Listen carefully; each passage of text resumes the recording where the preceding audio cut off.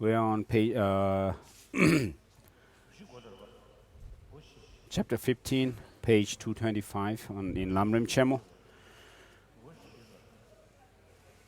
The training in the 4 ways to gather disciples that helps others to mature. Training in the 4 ways has 5 parts.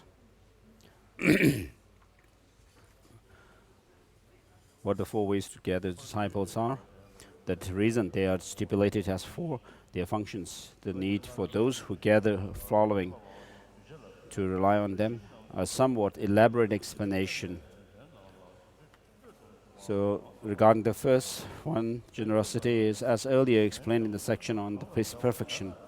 And pleasant speech is teaching the perfections to disciples.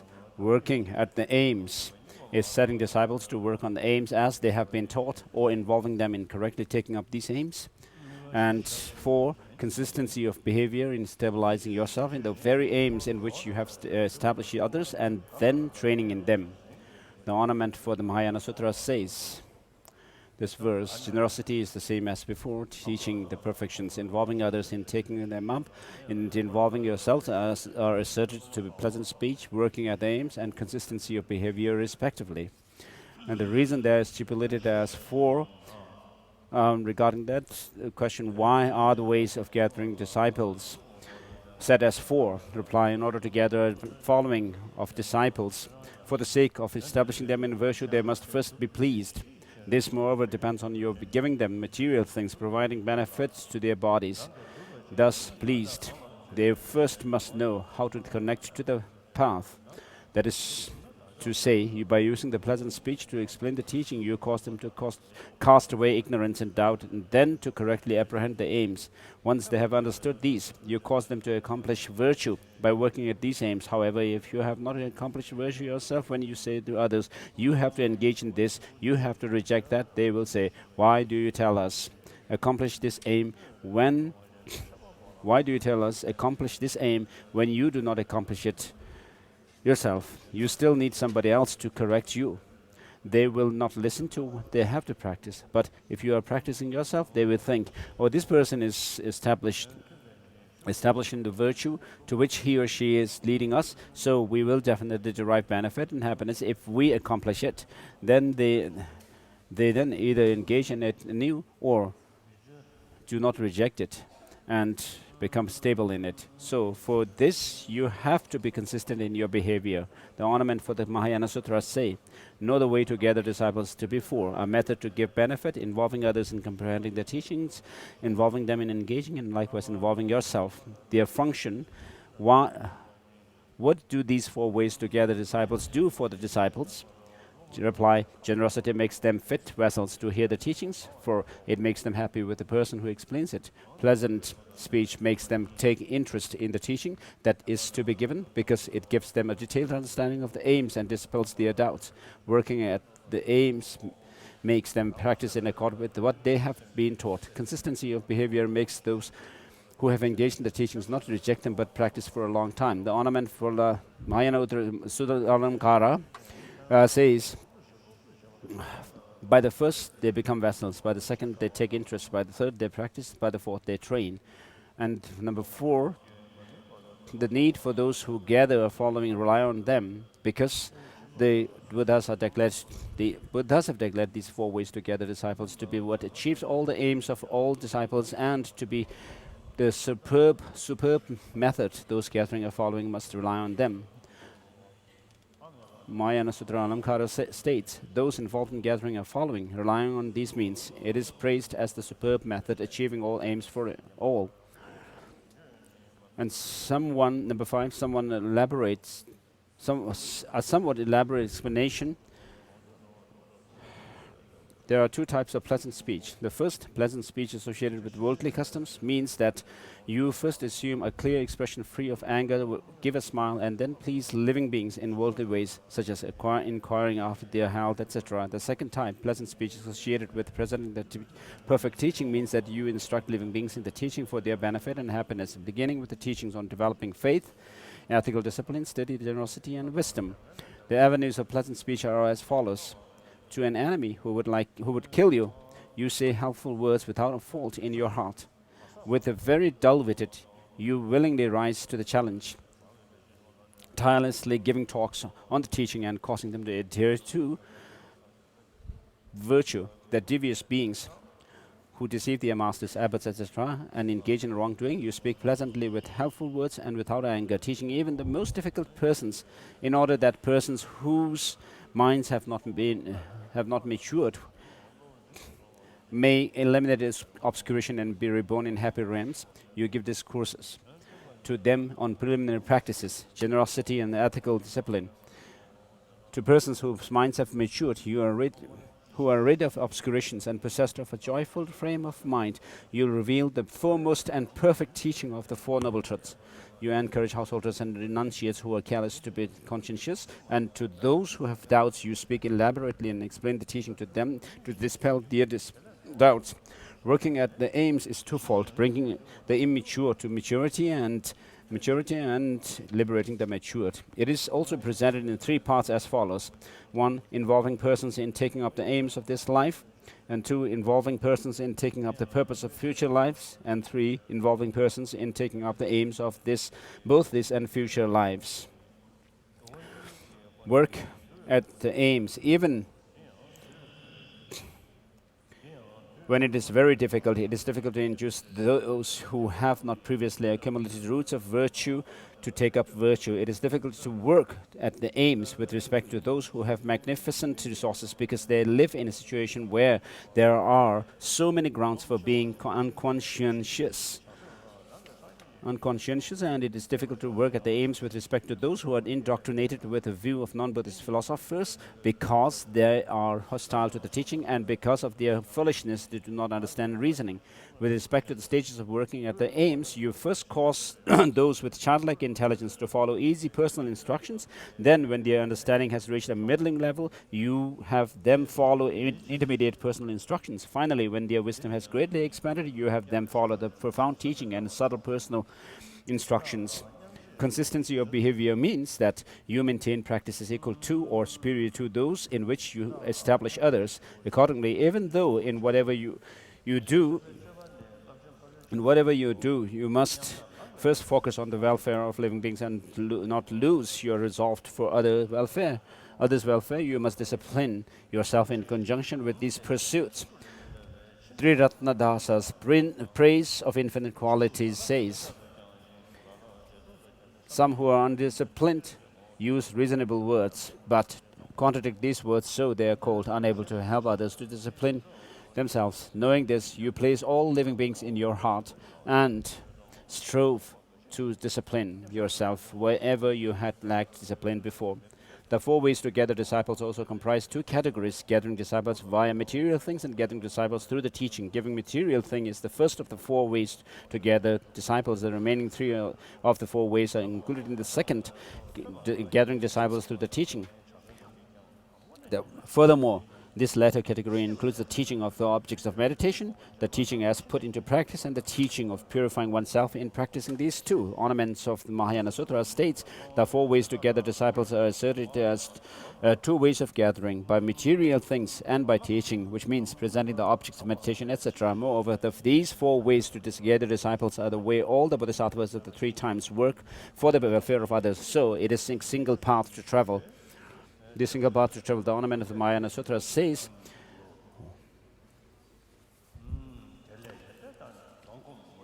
all those who have gathered disciples are gathering and will gather them, do so in this way.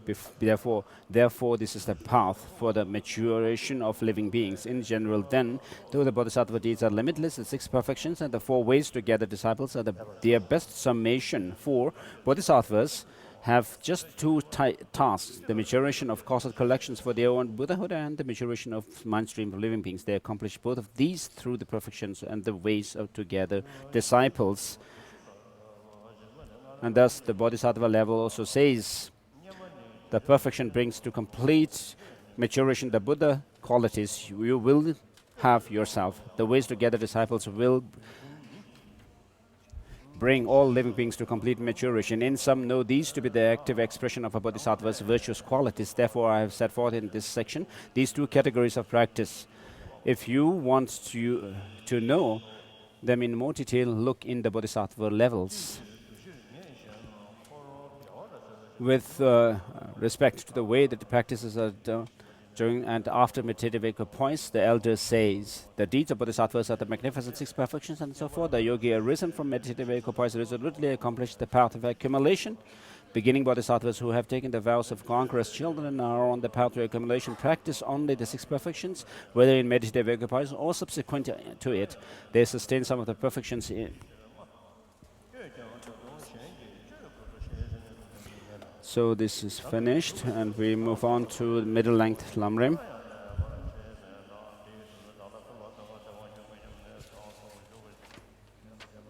Training the four means to gathering disciples.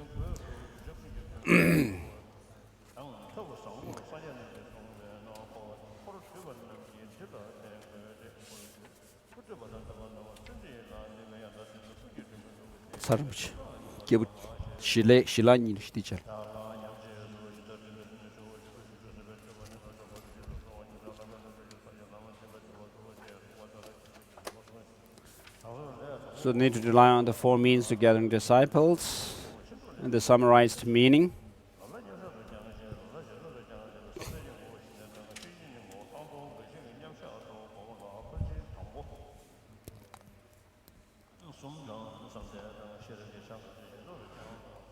(196) Middle length Lamrim. The first three perfections and some others of concentration and wisdom are sustained in subsequent attainments. Joyous effort occurs in both meditative equipoise and subsequent attainment. One class of patience, some minds ascertaining the profound dharma, also occurs during meditative equipoise. Whenever you arise, the elder said, whenever you arise from meditative equipoise, familiarize yourself with the view of all phenomena as equal to the 8 illustrations of illusions. Subsequently, purify conceptions and give priority to the training in method. At the time of meditative equipoise, balance, calm, abiding with special insight. Familiarize yourself with this continuously. If you hear about such a wonderful contact, so hard to do due to the mind being untrained, it produces anguish in the mind, although even bodhisattvas are unable to practice it right from the start. If you come to understand it and acquaint yourself with it, down to being an object to be aspired for, later on you will come to naturally engage in it without depending on it. That is why familiarization is important for. So, at the end, this concludes the explanation of training in the aspiring mind through the stages of the path to of great beings and the stages of path of training in the conduct of the victor's children in general. Now, Volume 3, Lamrim. Lamrim, Volume 3.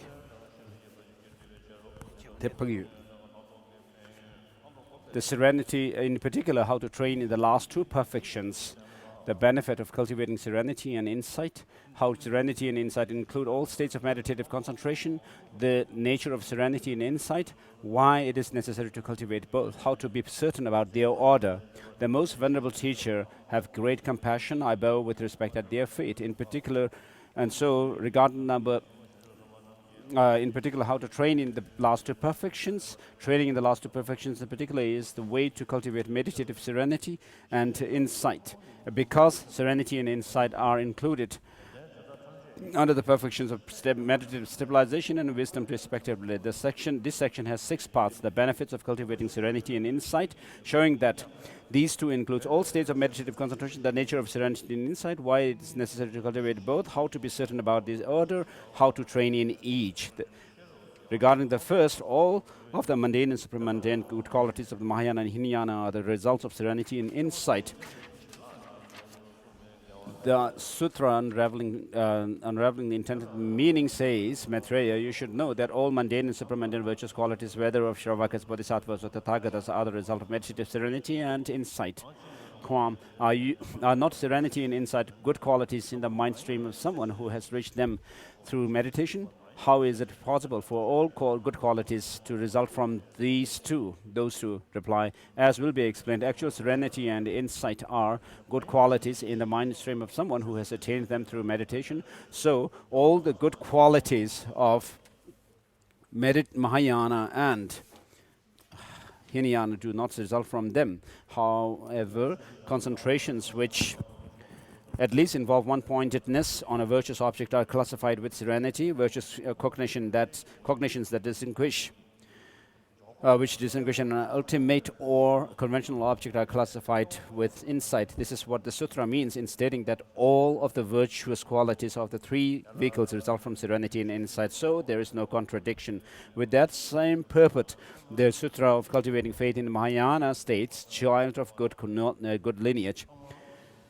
This list should inform you that the faith in Mahayana of the Bodhisattvas, and indeed everything resulting from the Mahayana, comes from accurately reflecting on facts and meanings with an undistracted mind. An undistracted mind is mental, one-pointedness, the serenity aspect, while accurate reflection on facts and meanings refers to the discerning wisdom, the insight aspect. Thus, you must achieve all good qualities of the two vehicles through both sustained analysis with discerning wisdom and one-pointed focus on the object of meditation. You do not achieve them through one-sided practice of either analytical meditation or stabilizing meditation. Also, the sutra unraveling the intended meaning states, once people have cultivated insight and serenity, they are free from the bondage of dysfunctional tendencies and from the bondage of signs. Here, dysfunctional tendencies refers to latent potencies. Propensities in your mind, which mind stream, which can produce increasing degrees of misconceptions. Science refers to ongoing attachments to erroneous objects, which foster those propensities. Ratnakara Shanti's instructions for the perfection of wisdom states that insight eliminates the former, while serenity eliminates the latter. These are the benefits attributed to serenity and insight, but even when the terms serenity and insight are not used, there are similar statements about the benefits of meditative stabilization and wisdom. They've realized that such statements describe the benefits of serenity and insight. How? Serenity and insight includes all states of meditative concentration.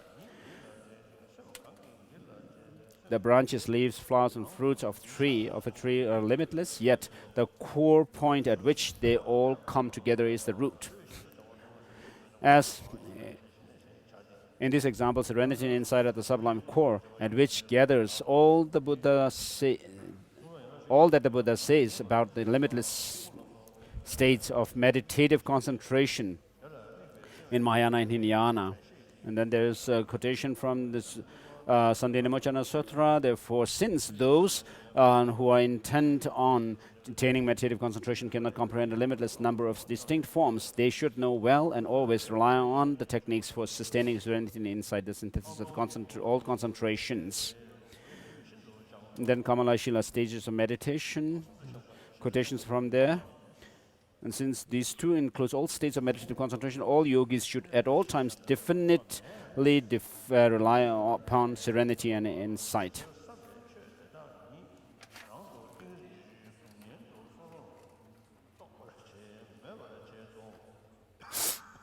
The next topic, the nature of serenity and insight. As to the nature of serenity, it is stated in this sutra, unraveling the intended meaning. And this means that the meaning of the sutra this means that you take as an object, a meditation object, appropriate object. As an object of meditation, an appropriate object such as the 5 aggregates, having determined that it is the topic in which the 12 branches of scripture, in the 12 branches of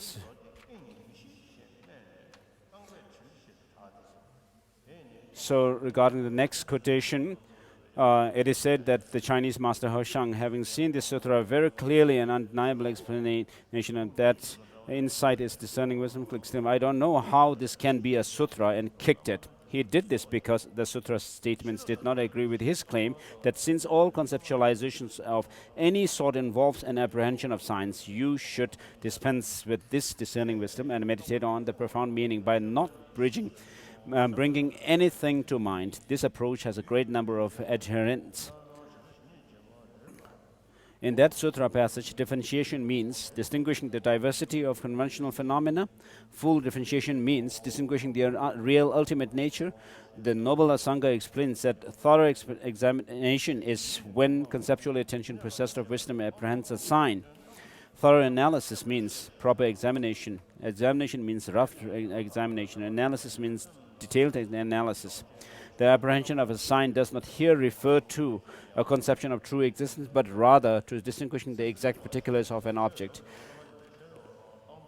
Accordingly, there is both examination and analysis of both the real nature and the diversity of phenomena. In accord with this sutra, unraveling the intended meaning, the Cloud of Jewels sutra also clearly states serenity is one-pointed attention, insight is proper discernment. Also, the Venerable Maitreya says in the ornament for Mahayana Sutra,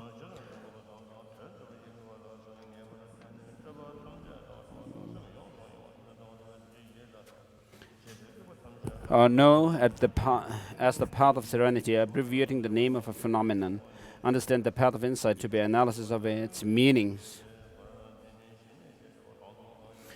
And based on genuine stability, through directing your attention to your mind and through differentiating phenomena, there is meditative serenity and insight. This states that stabilization of your mind on the basis of genuine concentration is serenity, and the wisdom that differentiates phenomena is insight. Since this comments to the same effect on what those sutras say, it is inappropriate to construe those sutra passages in some other sense. Also, as Asanga's Bodhisattva levels say. And this statement, after the quotation, says, this statement accords with those cited above. It gives commentary to the same effect as the sutra and the text of the Venerable One, so it confirms the certainty of the foregoing identification of serenity and insight. And also in the stages of meditation, it states, and then Ratnakara Shanti's instructions for the perfection of wisdom says, with regard to that, serenity's object of meditation is non-discursive image of something which is either a case of the diversity of phenomena or which represents the real nature. Insight's object of meditation is a discursive image of something which is a case of the diversity of phenomena or which represents the real nature. This states that meditative serenity is non-discursive stabilization on something among either the diversity or the real nature of phenomena, and that insight is analysis of either of those two objects. This is also the intended meaning of the passage of Sutra unraveling the intended meaning. O Bhagavan, how many objects does serenity have? The Buddha replied, one, namely a non-discursive image. How many objects does insight have? Just one, a discursive image.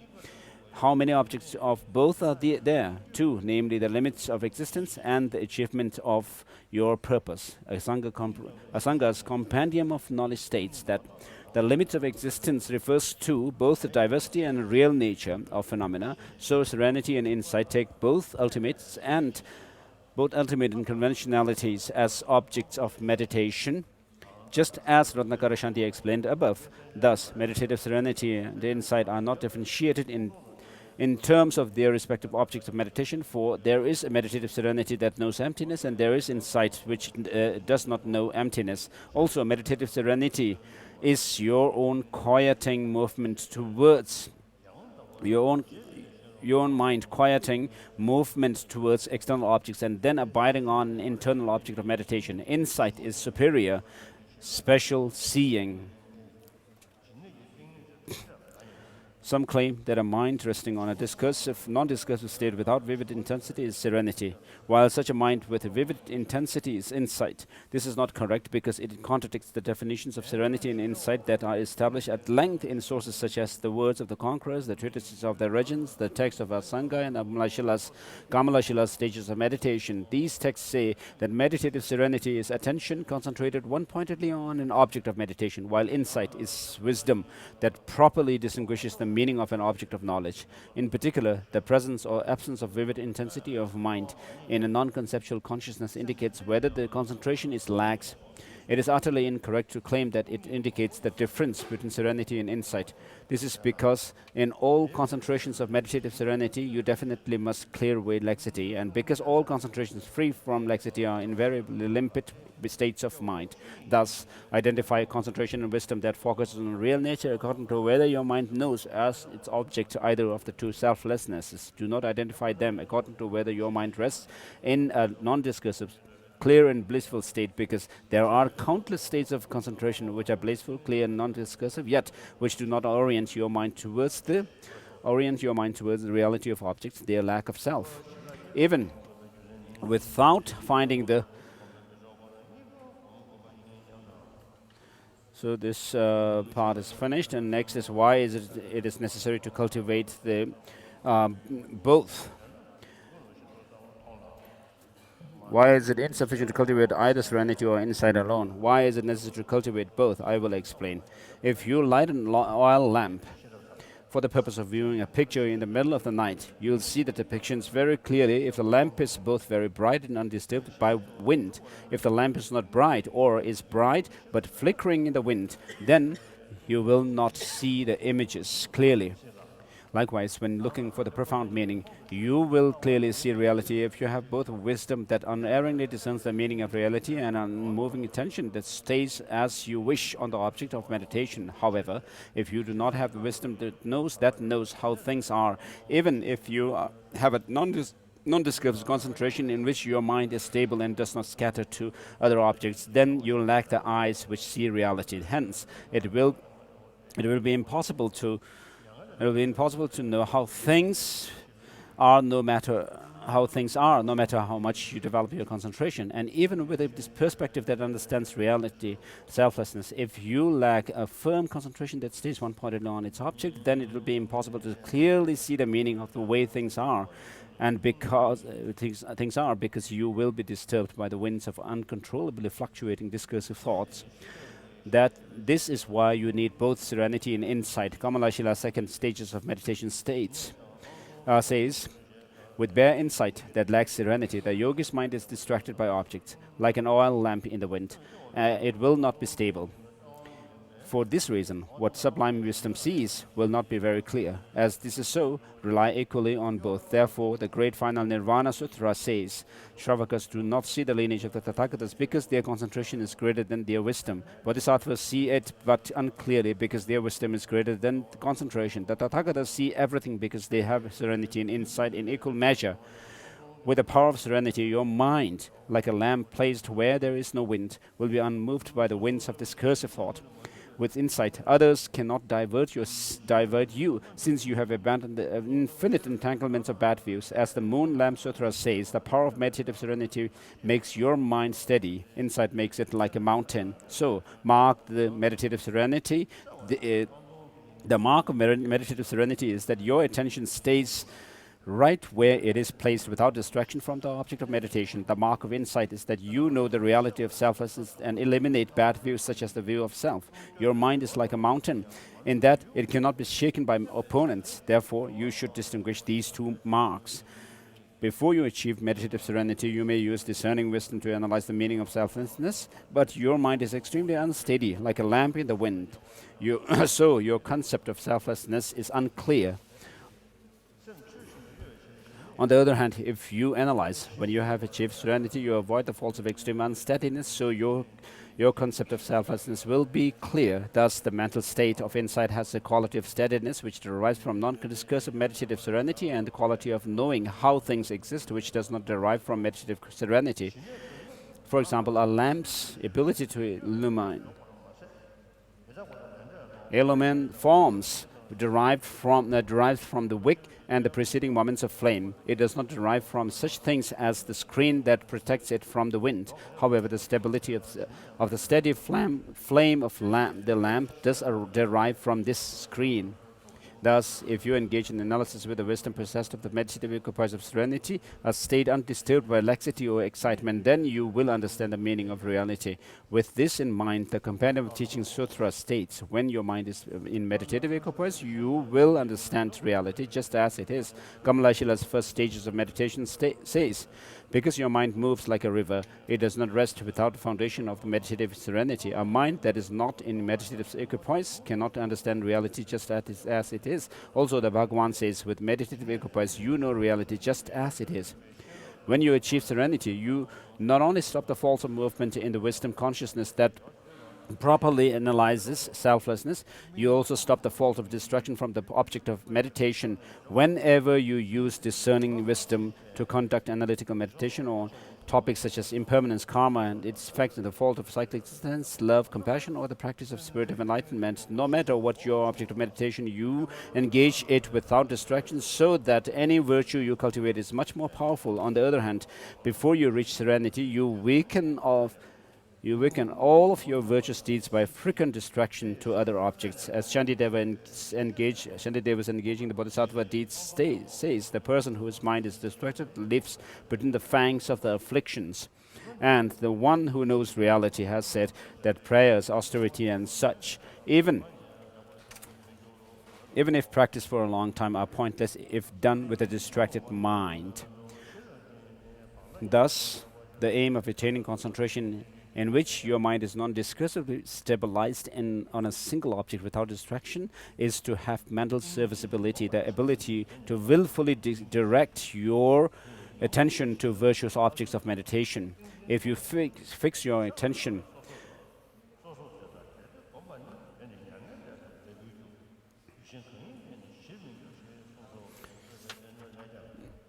so it's almost finished with the quotation from the King of Concentration Sutras, beginning on page 23 of volume 3,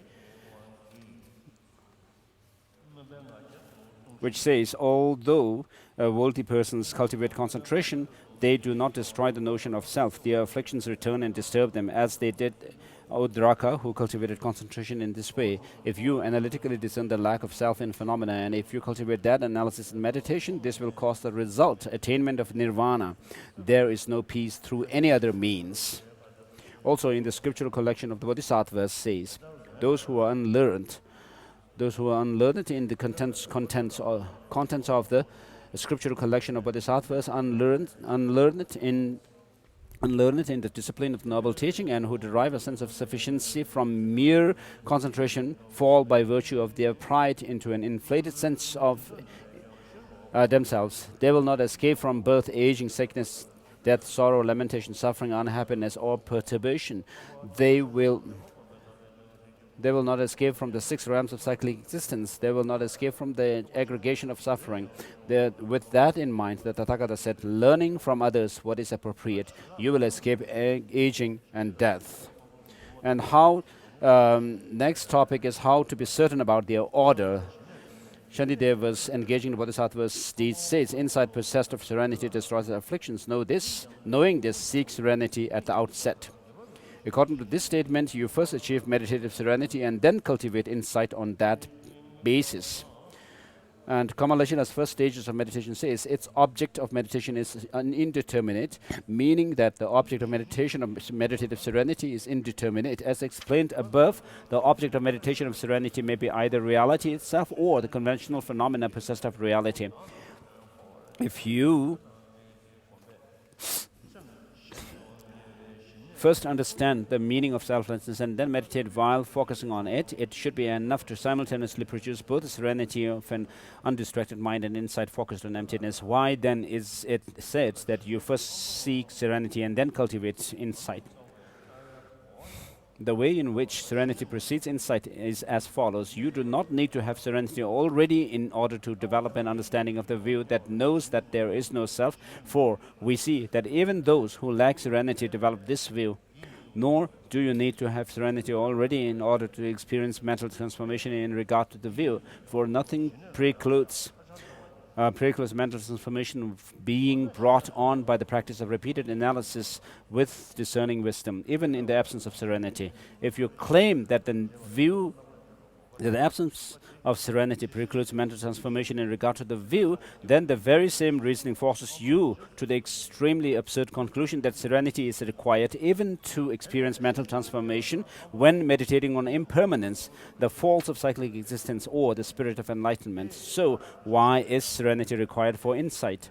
According to the Sutra, unraveling the intended meaning, as long as the practice of discrimination, and special discrimination with discerning wisdom, cannot generate physical and mental pliancy, it constitutes a type of attention which approximates insight.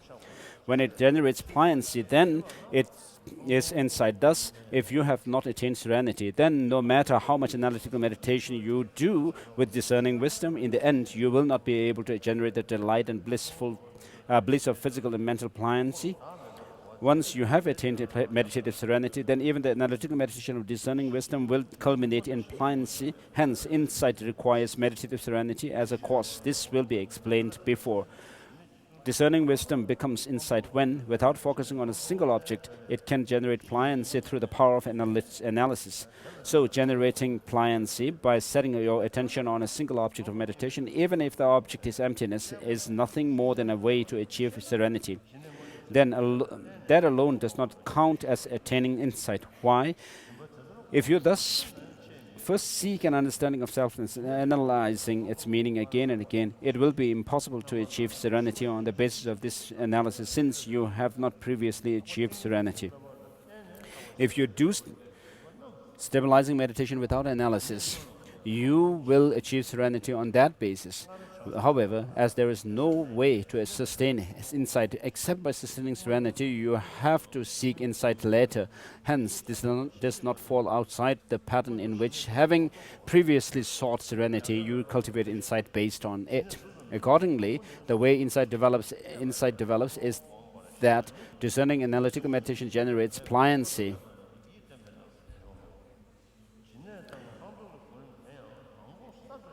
If this were not so, there would not be the slightest good reason to seek serenity first and then cultivate insight based on it.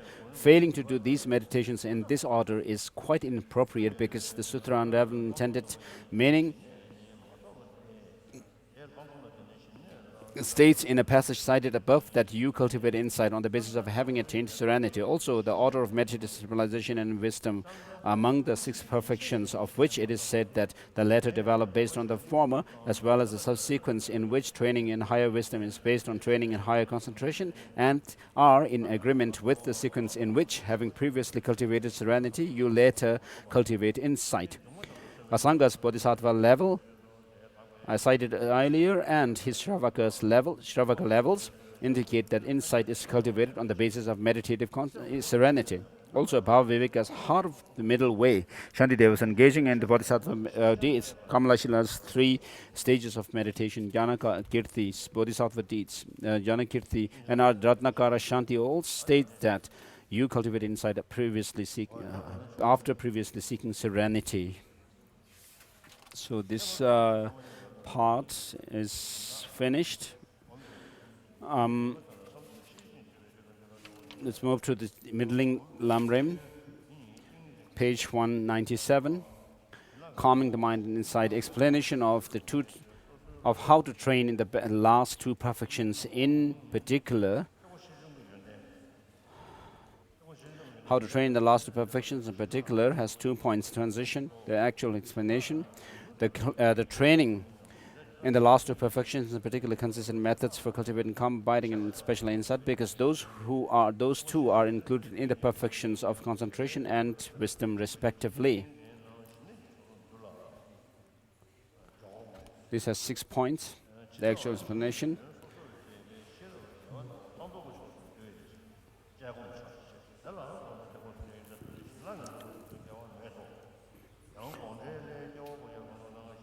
So in the benefit of cultivating calm abiding and special insight has 5 points. Demonstration that all the positive qualities of Mahayana and Hinayana results of calm abiding and special insight. In the Sutra unraveling the intended meaning, it is set forth that all the mundane and supreme and positive qualities of Mahayana and Hinayana are results of calm abiding and special insight, and setting out doubts about that. You may wonder on calm, abiding, and special insight, positive qualities of mind that are gained from meditation. How can all those positive qualities be admissible as results of those two? The response to it: actual calm, abiding, and special insight are indeed positive qualities of the mind gained from meditation, as explained below. Therefore, not all the positive qualities of the meditation, Mahayana and Hinayana, results of the two. Nevertheless, all the meditative stabilization, starting from a single point of mind, placed on a virtuous object, are included in the class of calm abiding, and all virtuous wisdom minds, individually analyzing the meaning of the mode or varieties, are included in the class of special insight. It is with that intended meaning that all the positive qualities of the three vehicles are said to be the result of calm abiding and special insight. Hence, there is no contradiction. And then how? Benefits of abandoning what should be abandoned are tied to a scriptural passage from the sutra unraveling the intended meaning. In this sutra it is said, having familiarized themselves with calm, abiding, special insight, beings will gain complete liberation from the bondage of bad states and signs. This is what is meant. Bad states are latencies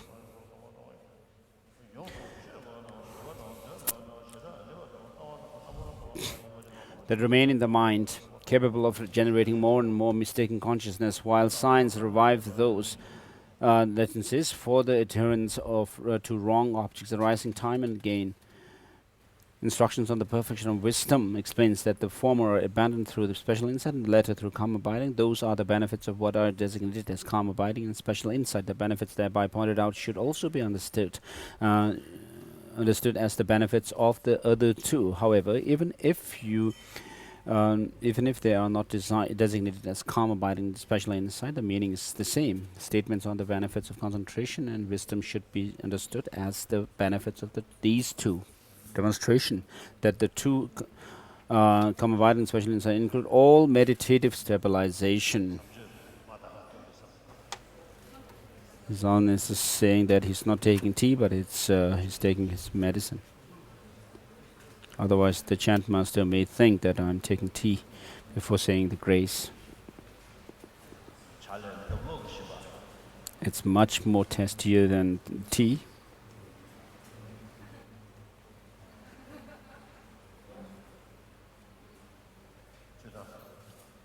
It's Trutang, Tibetan medicine for cold. In the Sutra unraveling the intended meaning, it says that all the limited meditative civilizations proclaimed in the Mahayana and Hinayana are nevertheless subsumed under calm abiding and special insight. Therefore, since those who strive for meditative stabilization cannot investigate all its limitless manifestations, they should thoroughly investigate how to sustain the epitome of all the meditative stabilizations, calm abiding and special insight. The entities of calm abiding and special insight, the nature of the calm abiding, and explain the nature of special insight.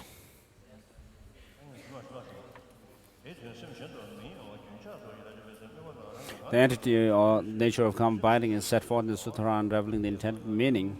Dwelling alone in solitude, he directs the mind inwards and attends to those very phenomena just as he has thoroughly reflected on them. He attends to them with a mind directed inward continuously and attentively. This states he thus enters and abides in. Many times in which physical and mental pliancy arise are called calm abiding. The meaning of this statement is that if the mind, having attended to it continuously without distraction, stays on the object by itself so that the joyful bliss of physical and mental pliancies arises, then meditative stabilization becomes calm abiding. This will arise from merely keeping the mind inward undistracted. It does not depend on internalizing the suchness of things. And to explain the nature of special insight has 6 points, stating a source. The entity or nature of the special insight is set forth in the same sutra. Having achieved physical pliancy and mental pliancy, he abides in them, abandons the aspects of the mind and devotes himself to the individual investigation of the images within the object of meditative stabilization, the very phenomena he has likewise reflected on. Thus, with regard to the images that are of the object of meditation, meditative stabilization, any thorough differentiation of the meaning of those objects of knowledge, any exceedingly thorough differentiation, full investigation, full analysis, tolerance, acceptance, classification, viewing, and conceptualization is called special insight. In that way, the Bodhisattva is skilled in special insight. So here, thorough differentiation is differentiation of the varieties, and exceeding thorough differentiation is the differentiation of the mode, the way things are. Investigation is a coarse investigation, coarse examination, and the analysis is a subtle examination things. How statements from other sutras and commentaries accord with the sutra, unraveling the intended meaning. So there are two sutras, Clouds of Jewels sutras, and also the sutra of the recited by Maitreya Sutra, and also Venerable Master Maitreya says, the strain to the concepts of dharmas should also be known as the path of calm abiding, full analysis of their meanings as the path of special insight. Depending on correct abiding, what serves to place the mind on mind and to differentiate dharmas are calm abiding and special insight. And then, in bodhisattva levels, it is set forth just like that, and in the stages of meditation too, it also says that abidance within the mind itself, in which distraction towards external object has calmed down and the mind gets continuously and naturally involved in its internal object with joy and pliancy, is called calm abiding. That which thoroughly analyzes suchness at the time of abiding in that very state of calm abiding is special insight. Instruction of the perfection of wisdom explains in the same way. Then number 4, therefore calm abiding insights are not distinguished by way of the observed objects. And how it is inappropriate to distinguish calm abiding and special insight based on whether or not the clarity factor of the consciousness is intense.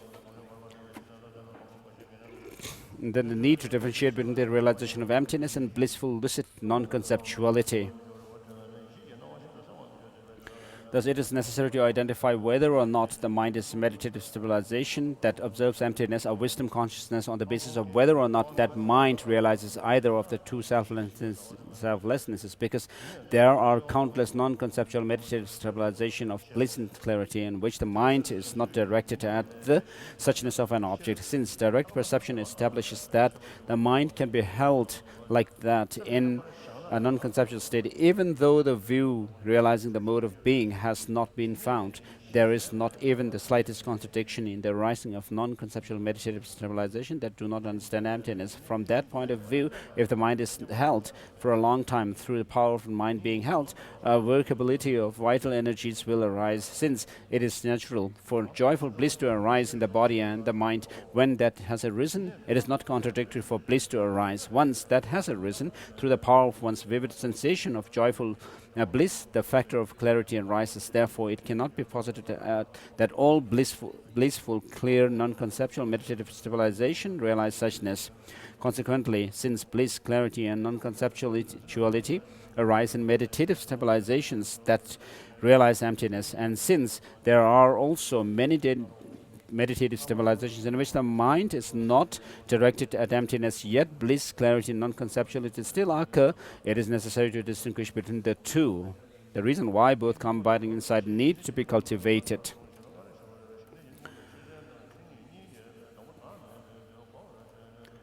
To illustrate this, when you light a lamp, so the example of a lamp at night to see a mural, being not being wavered or flickered by wind. So however, if the butter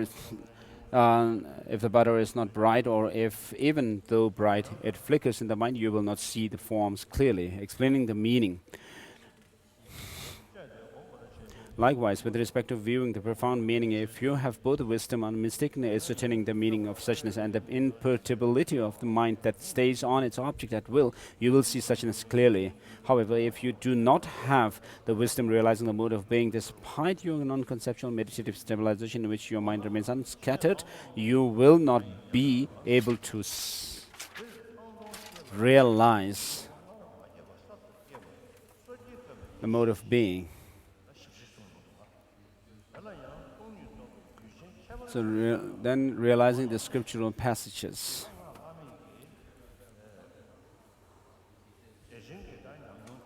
So when you have great bliss experience of the highest yoga tantra, and the dissolution process happens to you due to your meditation, at that point then that meditation is only focused, concentrated, one-pointed meditation, and not there is no analytical meditation there.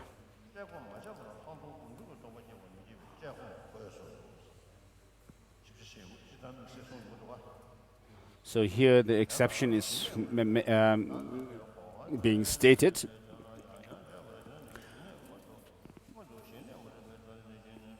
When you accomplish calm abiding, not only does it counteract the faults of your wisdom, how doing something virtuous has great power once calm abiding has been accomplished.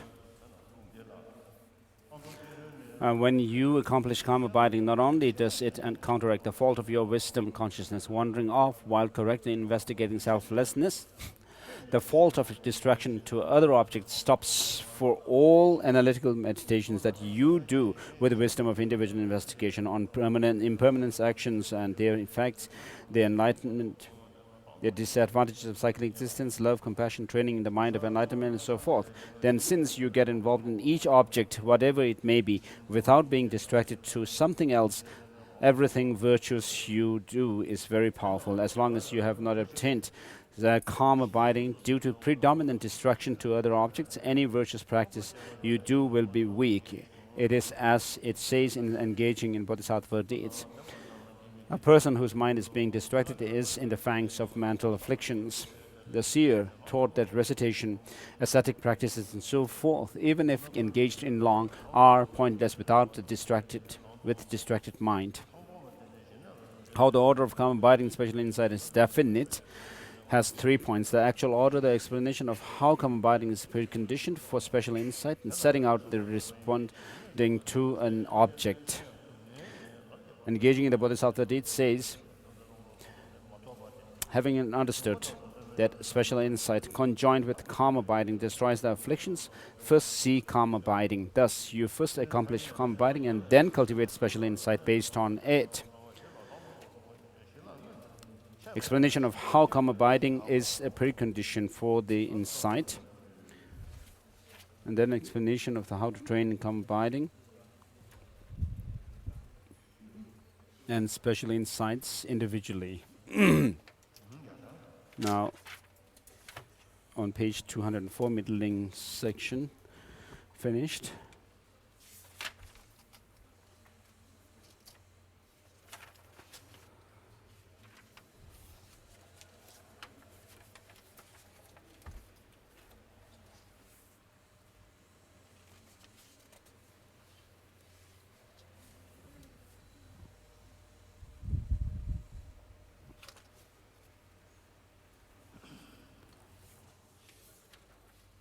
How to train in each. Lamrim Chemo, page 28. This has three sections: how to train in meditative serenity, how to train in insight, and how to unite them. Regarding the first, it has 3 sections, 3 parts: relying on the preconditions for meditative serenity, how to cultivate serenity on that basis, and the measures of successful cultivation of serenity. And regarding the first, at the outset, the yogi should rely on the preconditions for serenity, which make it impossible to achieve serenity quickly and comfortably. There are 6: dwelling in an appropriate area, having a little desire, being content, completely giving up many activities, pure ethical discipline, and completely getting rid of thoughts of desire, etc. So regarding dwelling in appropriate area, the area should have 5 attributes. Easy access, so that it should have easy access, so that necessities such as food and clothing may be readily obtained, and being a good place to live where there are no wild beasts such as predators, no enemies, etc. And number 3, being on a good piece of ground in that it does not breed sickness. And the D, offering, number 4. So, in other words, here you in the beginning, you should start with the very short sessions, but more number of sessions, and try to develop single-pointed concentration. Of course, you should not just do meditation, long meditations at a stretch, but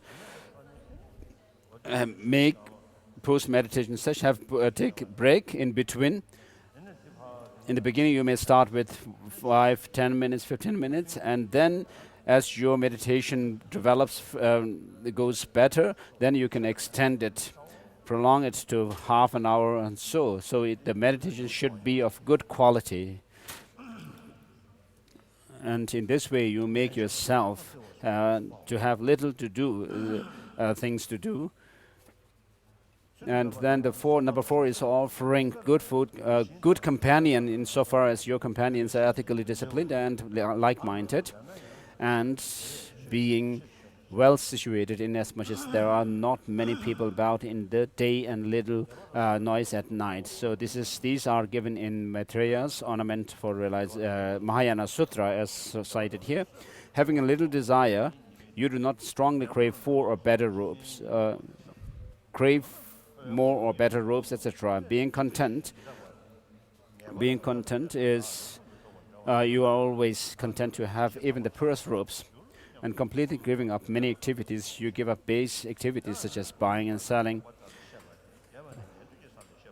You also abandon excessive socializing with household initiates, as well as pursuits such as medicine, astrology. And so when you are developing calm abiding, you are using your mind. You are trying to develop it within your mind.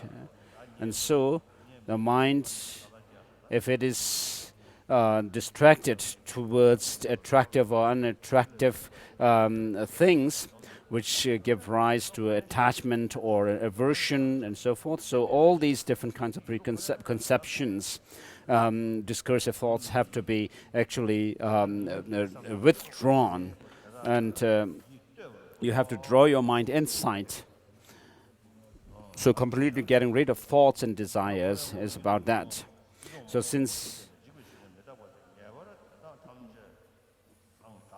everything in cycling existence, pleasant or unpleasant, is ephemeral and impermanent. Since it is certain that I will shortly be separated from all these things, why should I crave them? I have explained these points according to the purport of Kamala Shila's second stage of meditation. You should learn more about them from Asanga's Shravaka levels. These 6 topics cover the key causes and conditions for newly developing good concentrations, for maintaining existing concentration without deterioration. And so His Holiness is actually reading some verses from Shravaka levels.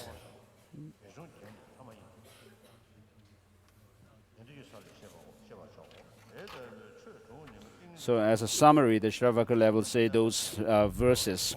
So these topics cover the key causes and conditions for newly developing good concentration, for maintaining an existing concentration without deterioration, and for heightening your concentration. In particular, the most important ones are good ethical disciplines, seeing desires as disadvantages, and dwelling in an appropriate area. Geshe Domtempa says, we think that the fault lies only in our personal instructions. As we then seek only personal instructions, we are unable to attain concentration. This is the result of not abiding under its conditions. The terms conditions refers to 6 explained above. Moreover, the first 4 perfections serve as preconditions for the 5th, meditative stabilization. Kamalashila's first stages of meditation states, you quickly accomplish serenity when you disregard the desire for possession and such. Keep good ethical discipline, have a disposition to readily tolerate suffering and joyously persevere. That being the case, sources such as Sutra unraveling the intended meaning teach that generosity and other perfections and causes of successively higher perfections. Atisha's lamp for the path to enlightenment states. So his honest wants to move to Atisha's lamp for the path to enlightenment. Kas on the call is? Oh yeah.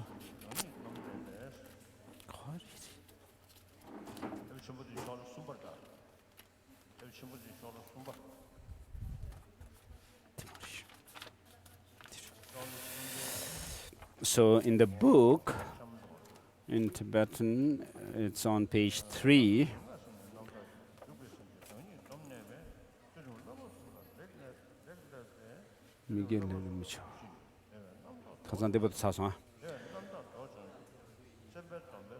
So verse number 32.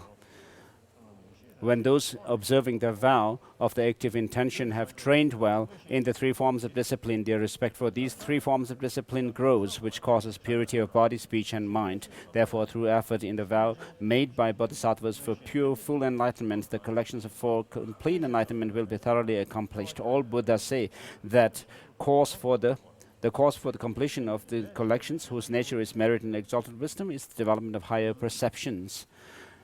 Just as a bird with undeveloped wings cannot fly in the sky, those without the power of higher perception cannot work for the good of living beings.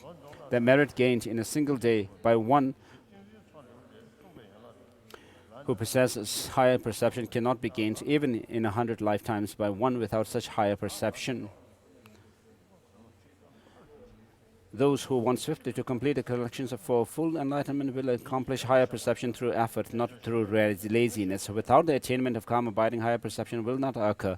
Therefore, make repeated effort to accomplish calm abiding. While and the next verse number 39 also, and 40.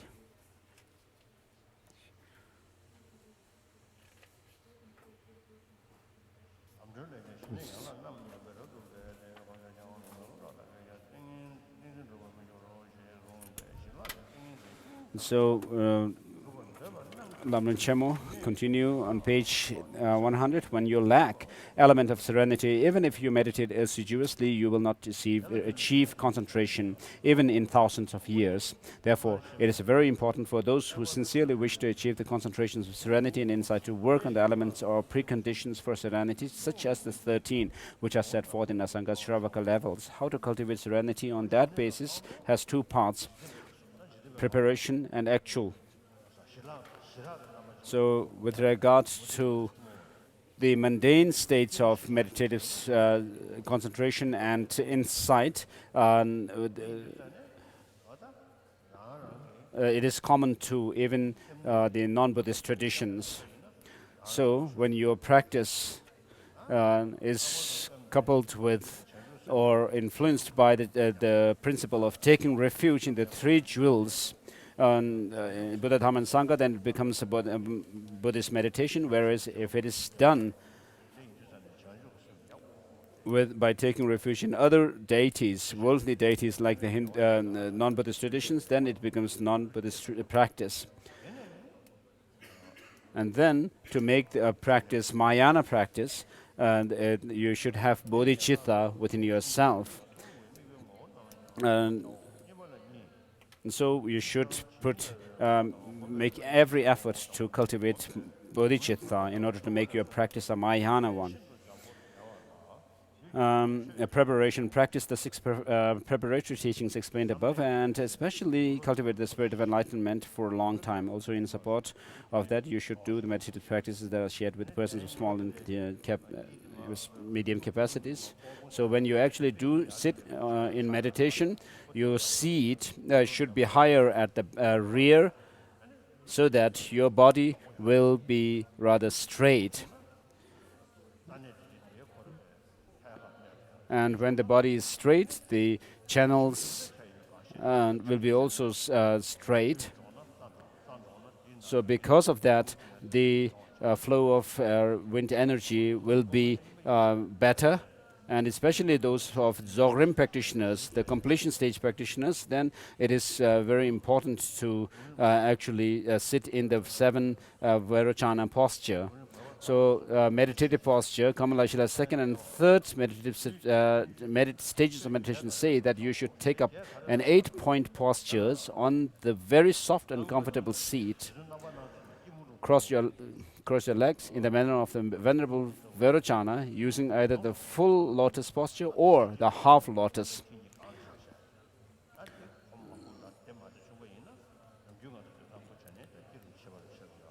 So, or half lotus posture as appropriate.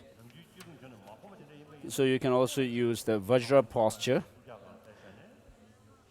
So if you are not able to sit in these postures with Vajra posture, full Vajra posture or half lotus posture, then you may sit on a chair, like the manner in which Maitreya is depicted.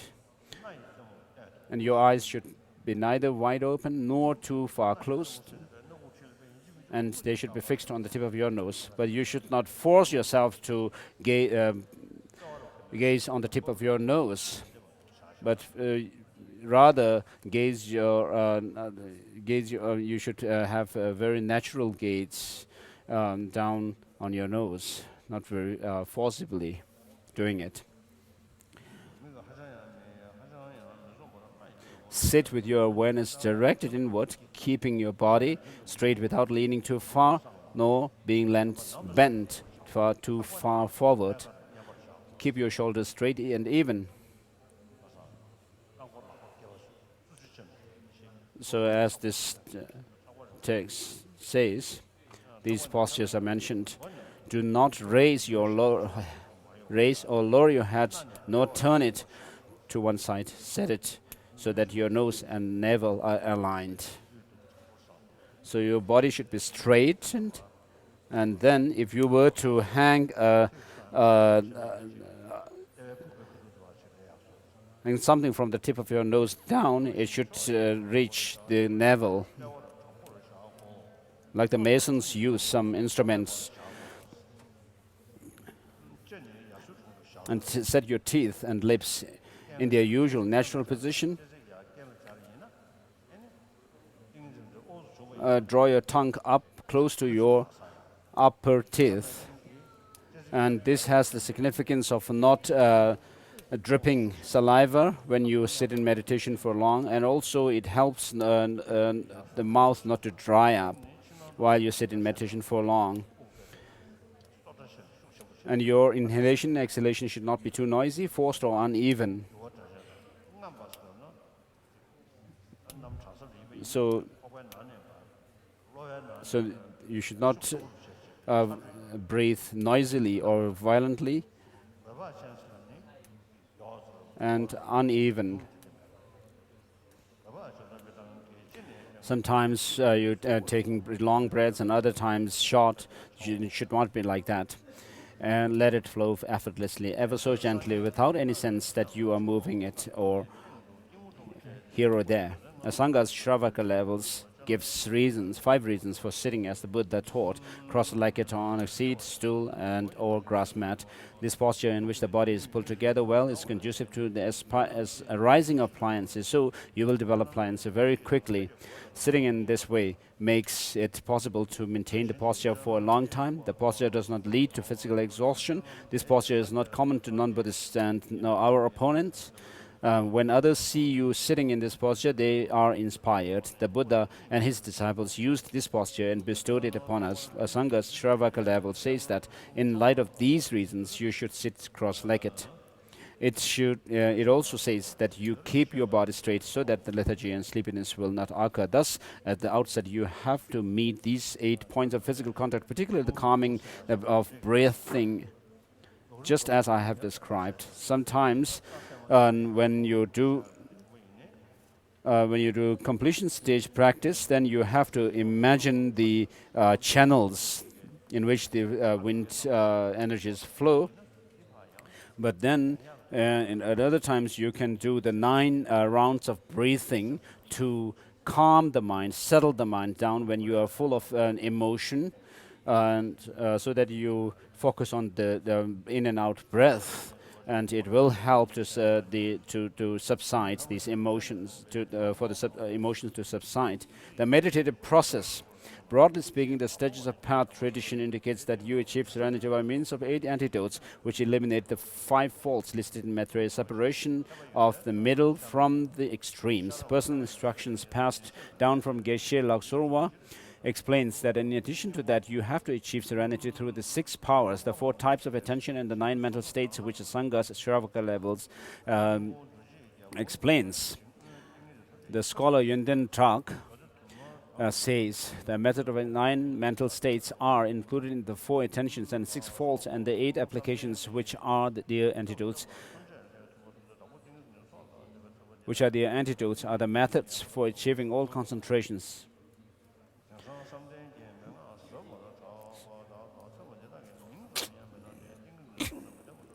Those who first have the preconditions or concentration will definitely attain concentration if they use these methods to work at it. Nowadays, supposedly, so Tsongkhapa says this is stated in his text on the stages of the paths.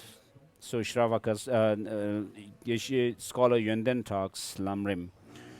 He's mentioning that.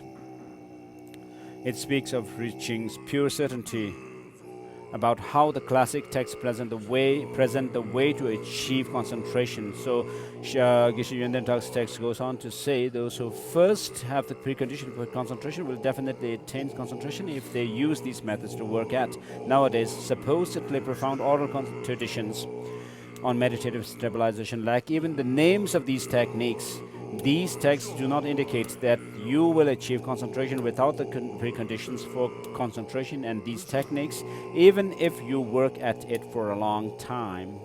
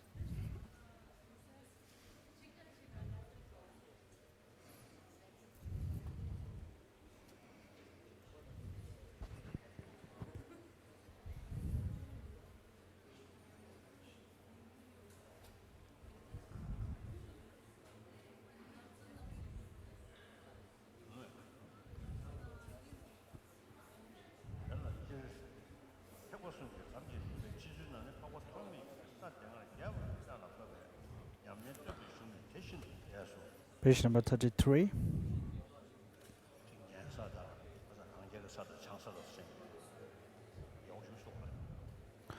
Sorry, 32.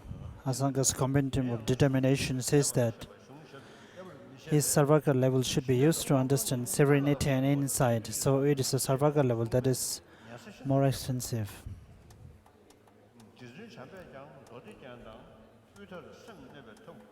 Also, the Venerable Maitreya discusses the method of 9 mental states and the 8 antidotes to its ornament from Mahayana Sutras and separation of the middle from extremes, following the message learned Indian masters as Haribhadra, Kamalashila, and Ratna Karasanti wrote about the process of achieving concentration. On the general sense of concentration, the Tantras are very consistent with explanations in this classic text, except that they use different objects of meditation, such as divine bodies, drops, and syllables. In the particular text in the sutra class provide where extensive discussions of problems such as the 5 faults of concentration and ways of clearing them away. However, those who know how to practice on the basis of those classic texts alone are as rare as stars in the daytime. Those who impose on those texts the stains of their defective understanding derive only a superficial comprehension and maintain that the instructions that reveal the quintessential meaning lie elsewhere. When the time comes for them to put into practice the process of achieving concentration, which these texts explain, they do not even research how to do it. This explanation of the meditative process has 2 sections: how to develop the flawless concentration. These are 3 parts: what to do prior to focusing the attention on an object of meditation. If you cannot stop the laziness of being disinclined to cultivate concentration and of enjoying things that are not conducive to it, from the outside you will not gain entry into concentration. Even if you do attain it once, you will be unable to sustain it, so it will quickly deteriorate it. Therefore, it is most crucial to stop laziness in the beginning. When you attain pliancy in which your mind and body are full of delight and bliss, you will stop laziness in as much as you are full of delight and bliss. Laziness as you will be able to cultivate virtue all day and night without weariness. To develop this pliancy, you must be able to have continuous enthusiasm for the concentration that causes pliancy. To develop this enthusiasm, you need a continuous intense yearning that is intent on concentration. As a cause for this yearning, you need steadfast confidence in and fascination with the good qualities of concentration. So to start with, cultivate again and again a confidence that is aware of the good qualities of concentration. When you see this process in practice, you will understand this most vital point with a clearer sense of certainty. Material separation of the middle from the extreme is the basis, and what is based upon it are the cause and its result. Here the basis is yearning, which is the basis of endeavor. What is based upon it is the endeavor or the enthusiasm. The cause of yearning is confident faith in the good qualities of concentration. The result of endeavor is pliancy. In this context, the good qualities of concentration are as follows. When you reach serenity, your mind is filled with delight and your body filled with bliss, so you are happy in this lifetime. Also, since you have attained physical and mental pliancy, you can turn your attention to any virtuous object of meditation you choose. Since you have cool, uncontrolled distraction toward the wrong sort of objects, you are not constantly involved in wrongdoing, and any virtue you do is very powerful. Based on serenity, you can achieve good qualities such as the super knowledges and supernormal powers. In particular, it is on the basis of serenity that you develop the knowledge of insight that knows the real nature, whereby you can quickly cut the root of cyclic existence. If you reflect on any of these good qualities, you will become aware of and meditate upon things that strengthen your inclination to cultivate concentration. When this inclination arises, you will be continually prompted from within to cultivate concentration, so it will be easy to attain concentration. Also, since you will cultivate it repeatedly, even after attaining it, you will be unlikely to lose it. What to do while focusing on an object of meditation? This is 2 parts: identifying the object of meditation upon which your attention is set. This is 2 parts: a general presentation of objects of meditation. This is 3 sections: the object of meditation themselves, who should meditate on what objects, synonyms of the object of meditation. The Bhagavan stated that yogis have 4 types of objects of meditation. These 4 universal objects of meditation: objects of meditation on purifying your behavior, objects of meditation on expertise, and objects of meditation for purifying afflictions. The first one, universal objects of meditation, are of 4 types: discursive images, non-discursive images, the limits of existence, and achievement of your purpose. The 2 types of images are posited in terms of observer. The first is the object of insight, and second is the object of meditative serenity. The image is not the actual specifically characteristic object upon which your mind is focused, but rather the appearance of that object's aspect to your mind. When you carry out analysis while observing an object, then the image is discursive, since the analytical thinking is present. When you stabilize your mind without analysis while observing an object, the image is said to be non-discursive, since analytical thinking is absent. As for these images, what objects of meditation they images of? They are the images or aspects of the 5 objects of meditation for purifying behavior, the 5 objects of meditation for expertise, and 2 objects of meditation for purifying afflictions. The limits of existence are posited with reference to the observed object. There are two: the limit of existence for the diversity of phenomena which are expressed in statement, just as this is all there is nothing more, and the limits of existence for the real nature expressed in the statement. This alone is how things exist, they do not exist in any other way. In the case of diversity of phenomena, this means that 5 aggregates include all composite phenomena, the 18 constituents and 12 sources include all phenomena, and the 4 truths include everything there is to know. There is nothing else beyond this.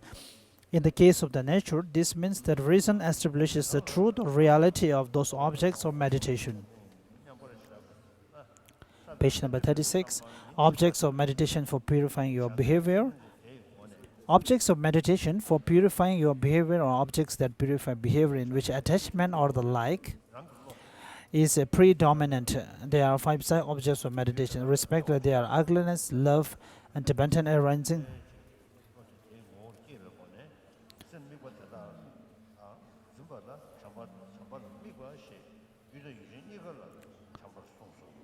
Differentiation of constituents and inhalation and exhalations.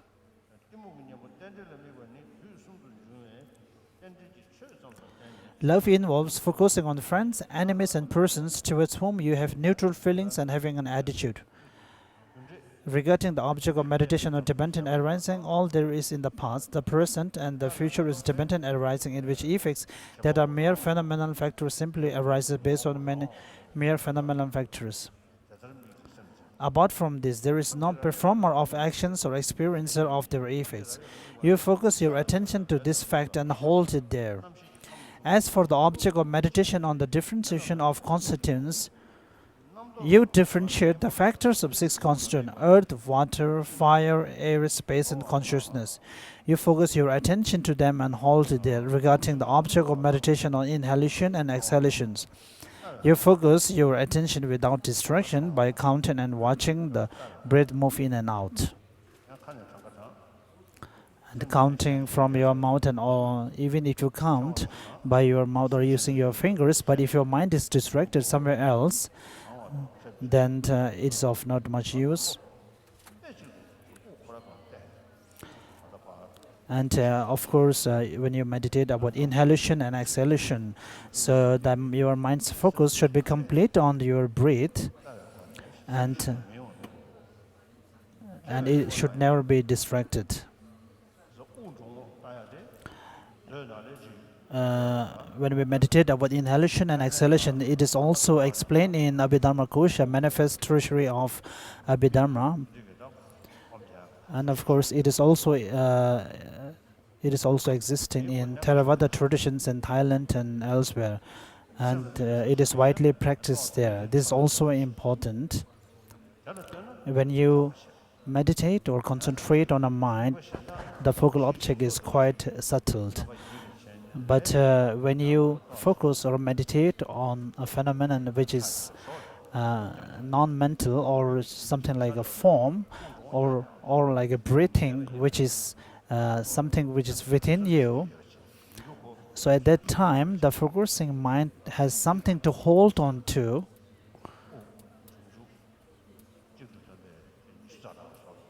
And even when you count for 20 something, 50 something, or 200 something,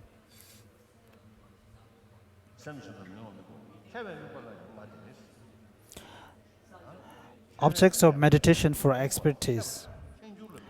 Meditation for expertise means it's not an object that expert persons have to perceive, but it means that in order to gain expertise, so you have to meditate on these objects. There are also 5 objects of meditation for expertise, namely expertise in the aggregates, the constituents, the sources, Tibetan arising. And here the Tibetan arising means the Tibetan arising on cause and effect. What is and is not possible. The aggregates are the 5 aggregates of form and others. Expertise in this is knowing that apart from this aggregates, the self and what pertains to the self do not exist. The constituents are I and the others of 18 constituents. Expertise in them is knowing the causal conditions by which those constituents arise. from their own seeds. The sources are the I and others of the 12 sources. Expertise in this is knowing that 6 internal sources are the dominant conditions for 6 consciousness, that the 6 external sources are the object conditions, and that the mind which has just ceased is the immediately preceding condition. Dependent arising is the 12 factors. Expertise in them is knowing that they are impermanent, suffering, and devoid of self. What is not possible refers to such things as being possible for a pleasant fruition to arise from a virtuous action, but not possible for a pleasant fruition to arise from a non-virtuous actions. When we experience different pleasant and unpleasant feelings, so the causes of those emotions or the pleasant and unpleasant feelings are also different. When you use this as an object of meditation for cultivating serenity, you keep your attention on just one of the perspectives in which the accurate extreme may be known. When you meditate on the aggregates, and you have to look at the aggregates as also a heap of the different forms combined together. Object of meditation for purifying afflictions. Purifying afflictions means either merely reducing the strength of the seeds of the afflictions or else utterly eradicating the seeds. In the former case, the objects of meditation are the comparative coarseness of each lower stage and comparative calmness of each higher stage, proceeding from the level of Jajoram up to the level of nothingness. In the latter case, the objects of meditations are impermanence, and the other of the 16 aspects are of 4 noble truths. When you use these objects of meditation for cultivating serenity, you do not analyze, but instead keep your attention on any one cognition of an aspect of those objects appears to us. And whatever teachings you give, including the teachings on impermanent and sufferings, but all this, if you combine or if you find the essence, it all combines to the teachings of Tibetan originations. As it is stated in the praise to the Tibetan originations, that there is no teachings that you haven't gained which is not based on the Tibetan horizon.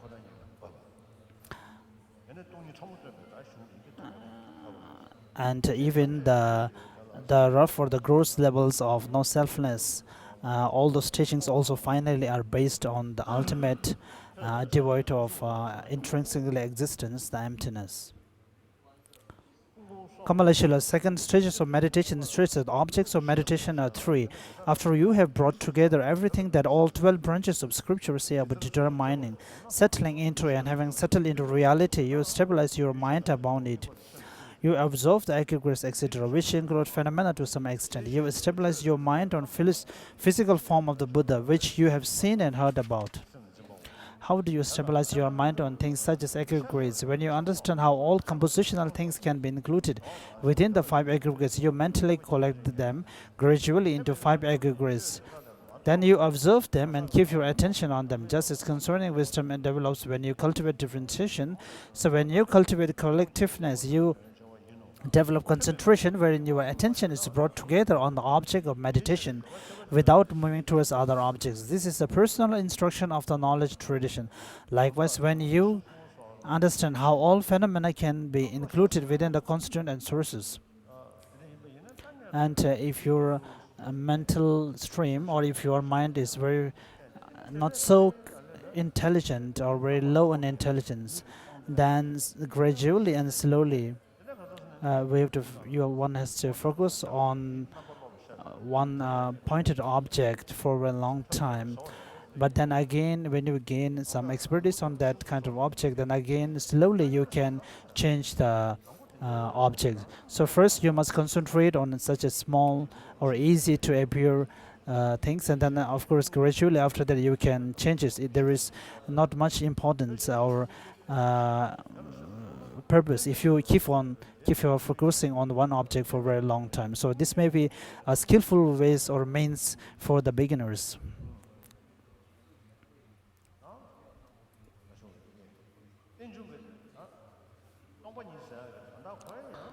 And again, the meaning of emptiness, and even the Tibetan word Tongpanyi or the emptiness itself, has there are many areas where it can be explained. And Lama Tsongkhapa has also stated in the three principal buds that one must strive to understand the Tibetan arising, and also to the praise of Tibetan arising, that one who has seen the Tibetan arising and has preached and imparted the teaching to all the sentient beings. I prostrate to the one, and also the one who has seen the causes of all the sufferings as the ignorance, and in order to eradicate it, you have given the teaching. So therefore, there is a big reason, there is a great importance attached to it when Lama Tsongkhapa emphasized on saying that one needs to strive to understand the Tibetan origination, rather than saying one needs to strive to understand the no-selfness. And in Christians and other traditions, and there is no importance attached to considering the self or the soul is important, because it is created by God, and there's also a way to see that. So therefore, when it is said that one must strive to understand the Tibetan arising, and when we speak about the Tibetan origination, it shows that biological reasoning also, it shows that Lama Tsongkhapa is someone who really understands the meaning of the emptiness. And it is important that sometimes the term emptiness or the ultimate, even though it comes many at times, but it has its own different areas where we have to mend it.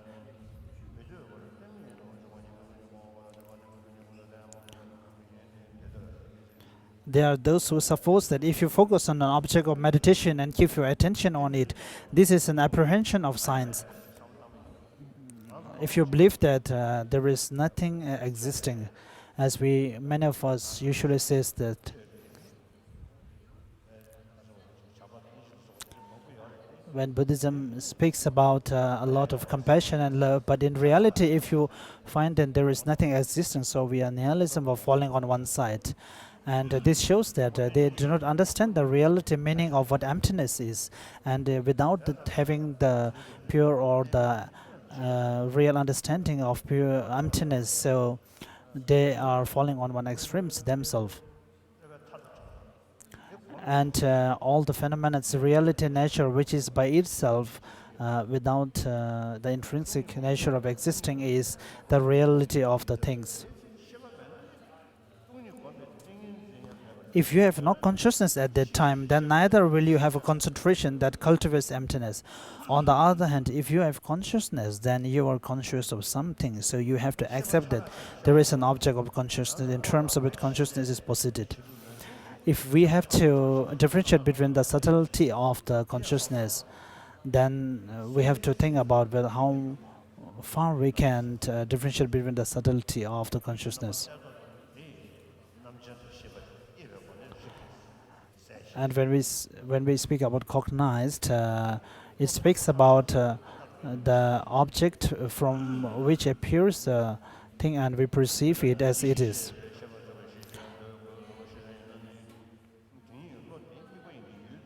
If there is an object of consciousness, then precisely that is the object of meditation of that mind, because object of meditation and object of consciousness have the same meaning. In that case, they will have to accept that even their method of concentration will apprehend science. Thus, their approach is not correct. Furthermore, whether something constitutes meditation on emptiness is determined by whether it is meditation founded upon the view that knows the way things are. It is not determined by whether there is any conceptualization vis-a-vis the object. This will be demonstrated at length below. Even those who claim to stabilize their minds without an object of meditation must think that when one practices the karma-abiding meditation, and the karma-abiding meditation focuses on the mental continuum or just a mind, that the mind has to focus on the mind itself, and it should not be devoid or distract to any other forms. After they focus like that on the mind itself as an object of meditation, they must be certain to fix on that object without straying in any way. Thus, their own experience contradicts their claim that they have no object of meditations. In this way, the classic text on achieving concentration explained that there are many objects of meditation. The purposes of this meditative basis for stabilizing your mind are as explained above. So you should gain expertise in them. Kamalashila's stages of meditation explained that the object of meditation of serenity is indeterminate. And Aditya's lamp for the path to enlightenment says, whatever object or objects of meditation that are appropriate, this treatment means that you are not required to stick with one particular object of meditation. They do not show how to define the range of existing objects of meditation.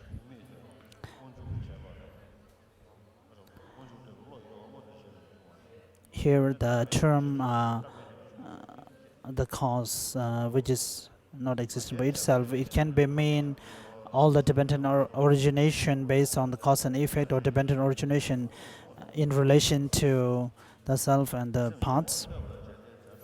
Who should meditate on which objects? As there are various kinds of people, from those with a preponderance of attachment to those with a preponderance of discursiveness, Asanga Sarvaga level cites an answer to a question of Ravata.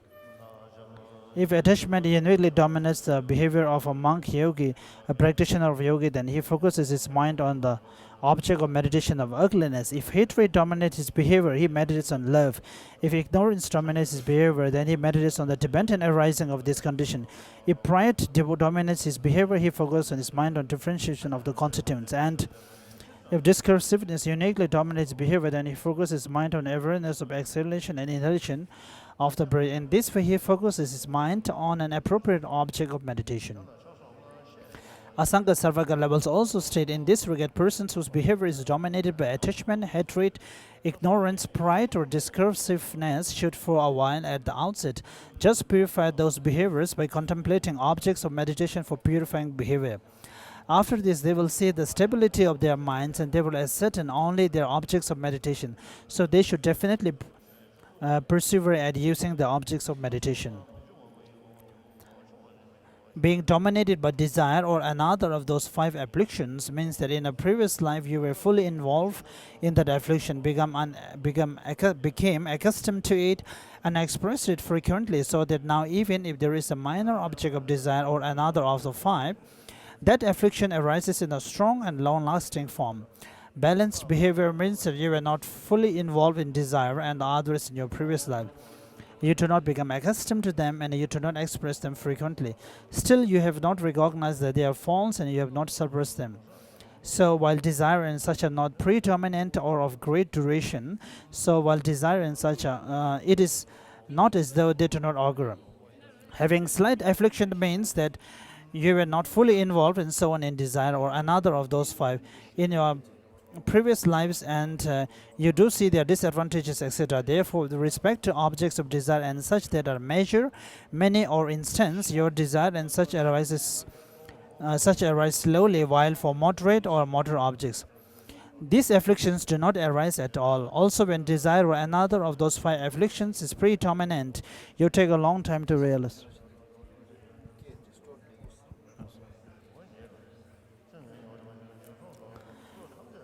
When desire or another of those 5 afflictions is predominant, you take a long time to realize stability.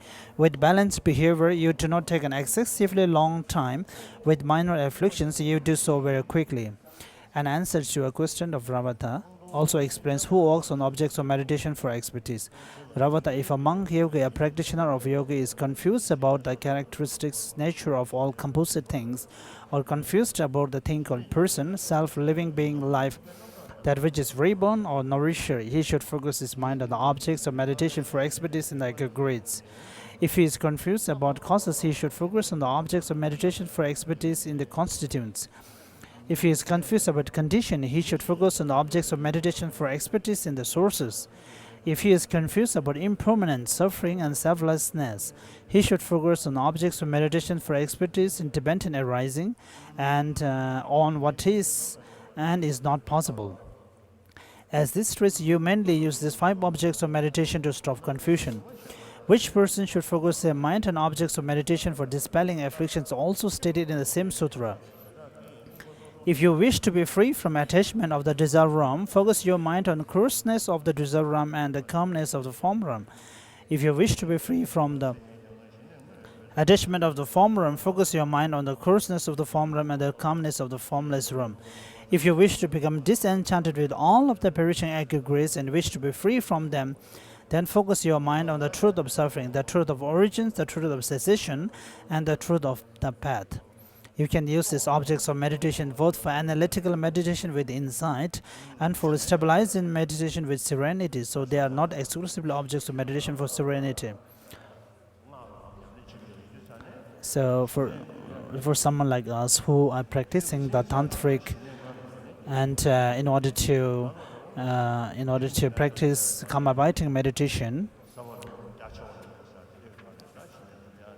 so the karma biting meditation which aims at vast contact and also the emptiness, and all this has to be based and fundamental, and based on all this fundamental and basis, and gradually generating the generation stages, and also at the completion stages one need to focus and contemplate more on the emptiness and the karma biting meditation both. Even though the karma biting meditation has the focal object may be a variety and many in number, but one needs to keep on.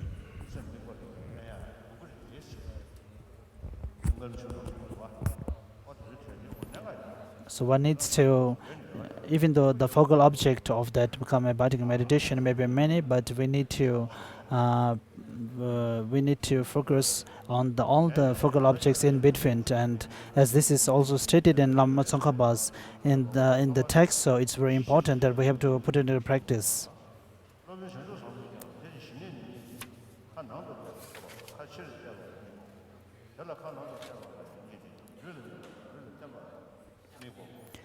Page number 41, the last paragraph, synonyms of the object of meditation. There are synonyms for the images or mental appearances of these objects of meditation explained above. These points upon which the attention is kept or meditative basis for concentration as stated in Asanga Sarvaka levels. Also, that image is called image. It also is called sign of concentration, object in the domain of concentration, technique of concentration, door to concentration, basis of attention, body of internal conceptualization, and mirror image. And also we can also gain the karma biting meditation, which focus on mind, and we normally says we have to practice the emptiness on mind. And of course, before meditating on the emptiness of mind, first we have to understand the emptiness which is based on the mind itself. So the mind itself has to be understood first. And the nature of the mind itself, depending on the three times, how it comes from the previous, and how its mental continuum of the stream goes from the present to the future, and also in the terms of categories, the sensorial and the conceptualized, and the nature of the mind itself, which is luminous, and the nature of luminous mind. So that only that part of the mind which is luminous. So on that only that luminous mind as a focal object. So meditating on that luminous focal object of mind, one needs to gain the karma biting meditation. So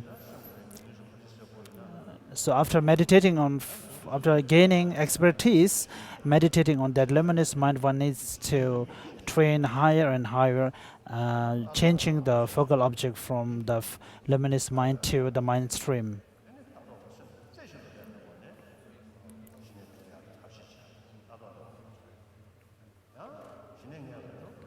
And there are also ways, first having understanding the view of the emptiness first, and then able to generate or develop the karma biting meditation at a later.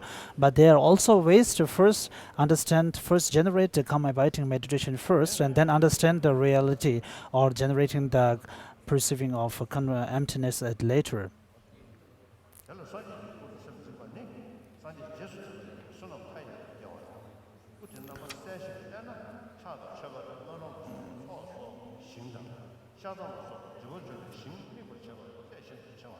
If you are a person of balanced behavior or the person with slight afflictions, then as explained before, make your meditative base whichever of the objects of meditation explained above most appeals to you. Alternately, Kamaleshala's middle and last stages of meditation follow the sutra on the concentration, which perceives the Buddha of the present face to face, and the King of Concentration Sutra in stating that you achieve concentration by focusing on the body of Tathagata. Also, the Master Body Bhadra explains a multitude. Here, serenity is twofold, that attained by looking inward, and that an object of meditation view outwardly. Of those looking inwards is twofold, focusing on the body and focusing on what is based on the body. Of those focusing on the body is threefold, focusing on the body itself in the aspect of deity, focusing on ugliness such as skeletons, and focusing on special insignia such as Kadvanga. Focusing on what is based on the body is fivefold, focusing on the breath, focusing on subtle divine insignia, focusing on drops, focusing on the aspects of light rays, and focusing on delight and bliss. Serenity based on an object of meditation view outwardly is twofold, special and common. Of those, the special is twofold, focusing on the deity's body and focusing on the deity's speech. Adesha's commentary on his own lamp for the path to enlightenment also cites this passage. In this regard, to keep your attention on the physical form of the Buddha is to recall the Buddha. So it gives rise to limitless merit. When your image of that body is clear and firm, then there is a special intensification of your meditative focus on the field in relation to what I must merit through prostration, offering aspirational prayer, etc., as well as on the field in relation to which you purify obscurations through confession, restraint, etc. This kind of meditation serves many purposes, as stated earlier in the extract from the King of Concentration Sutra. It has advantages such as you are not losing your mindfulness of the Buddha as you die, and when you cultivate the mantra path, it heightens deity yoga, etc. The sutra on the concentration, which perceives the Buddha of the present face to face, gives a very clear and detailed treatment of these benefits as well as the method for directing your mind toward Buddha. Therefore, you should definitely come to know them from there, as Kamaleshwara states in his last stages of meditation. Fearing verbosity, I do not write of them here. Consequently, it is skill in means when you seek an object of meditation by which you achieve concentration and also fulfill along the way some other special purpose. How do you use something like the bodily form of Tathagata as an object of meditation? Kamaleshwara's last stages of meditation states, in that regard, practitioners should first fix their attention on whatever they may have seen and whatever they may have heard about the bodily form of Tathagata, and then achieve serenity. The bodily form of the Tathagata is a golden color like that of refined gold, adorned by signs and exemplary features, dwells with its retinue and affects the aim of living beings through various means. By continuously directing their mind toward the yogis develop a wish for its good qualities and quality, laxity, excitement, and so forth. They should continue meditative stabilization for as long as they can see it clearly as though the Buddha was sitting in front of them. Page number 45. Arya Sura also clearly states this. Solidify your mind's reflection by being firm on one object of meditation. Letting it float to many objects leads to mind destroyed for afflictions. He says this in the section on achieving meditative stabilization. Also, Adesha's lamp for the path to enlightenment states, settle your mind in virtue on any single object of meditation. He makes this point with the phrase on any single, thus having first focus on one object of meditation and attain serenity. You may then focus on many objects of meditation. Kamaleshwara's first stage of meditation states, only when you have earned concentrated attention should you focus in detail on the particulars of objects, such as the aggregates and constituents. It is in light of the particulars of yogi's meditation on objects, such as 18 emptinesses, that the Buddha states in sutras, such as the Sutta unraveling the intended meaning, that there are many aspects of objects of meditation. Accordingly, the measure for having first round the object of meditation upon which you keep your attention is as follows. Visualize several times in sequence the head, 2 arms, rest of the trunk of the body, and 2 legs. After that, if when you bring your attention to body as a whole, you can raise before your mind just half of the gross components, and even without written clarity, you should be satisfied with just this and fix your attention upon it. Why, if dissatisfied with just it, you fail to fix your attention on it and want more clarity instead. Then as you visualize it again and again, the object of meditation will become a bit clearer, but you will not obtain a stable concentration. In fact, you will prevent yourself from getting this, even though the object of meditation is not very clear. If you keep your attention on precisely this partial object of meditation, you will quickly obtain concentration. Since this then intensifies clarity, you will readily achieve clarity. This comes from the instructions of Ishide. It is of great importance. As it is utterly inappropriate to pursue such distortions, you must use only the original object of meditation, whatever it may be, as your object of meditation. Back to middle and Lamrim.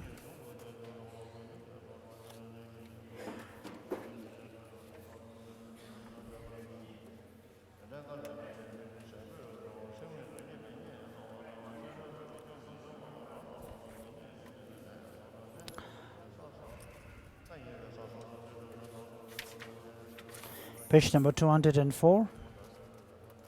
How to train and calm abiding and special insight individually.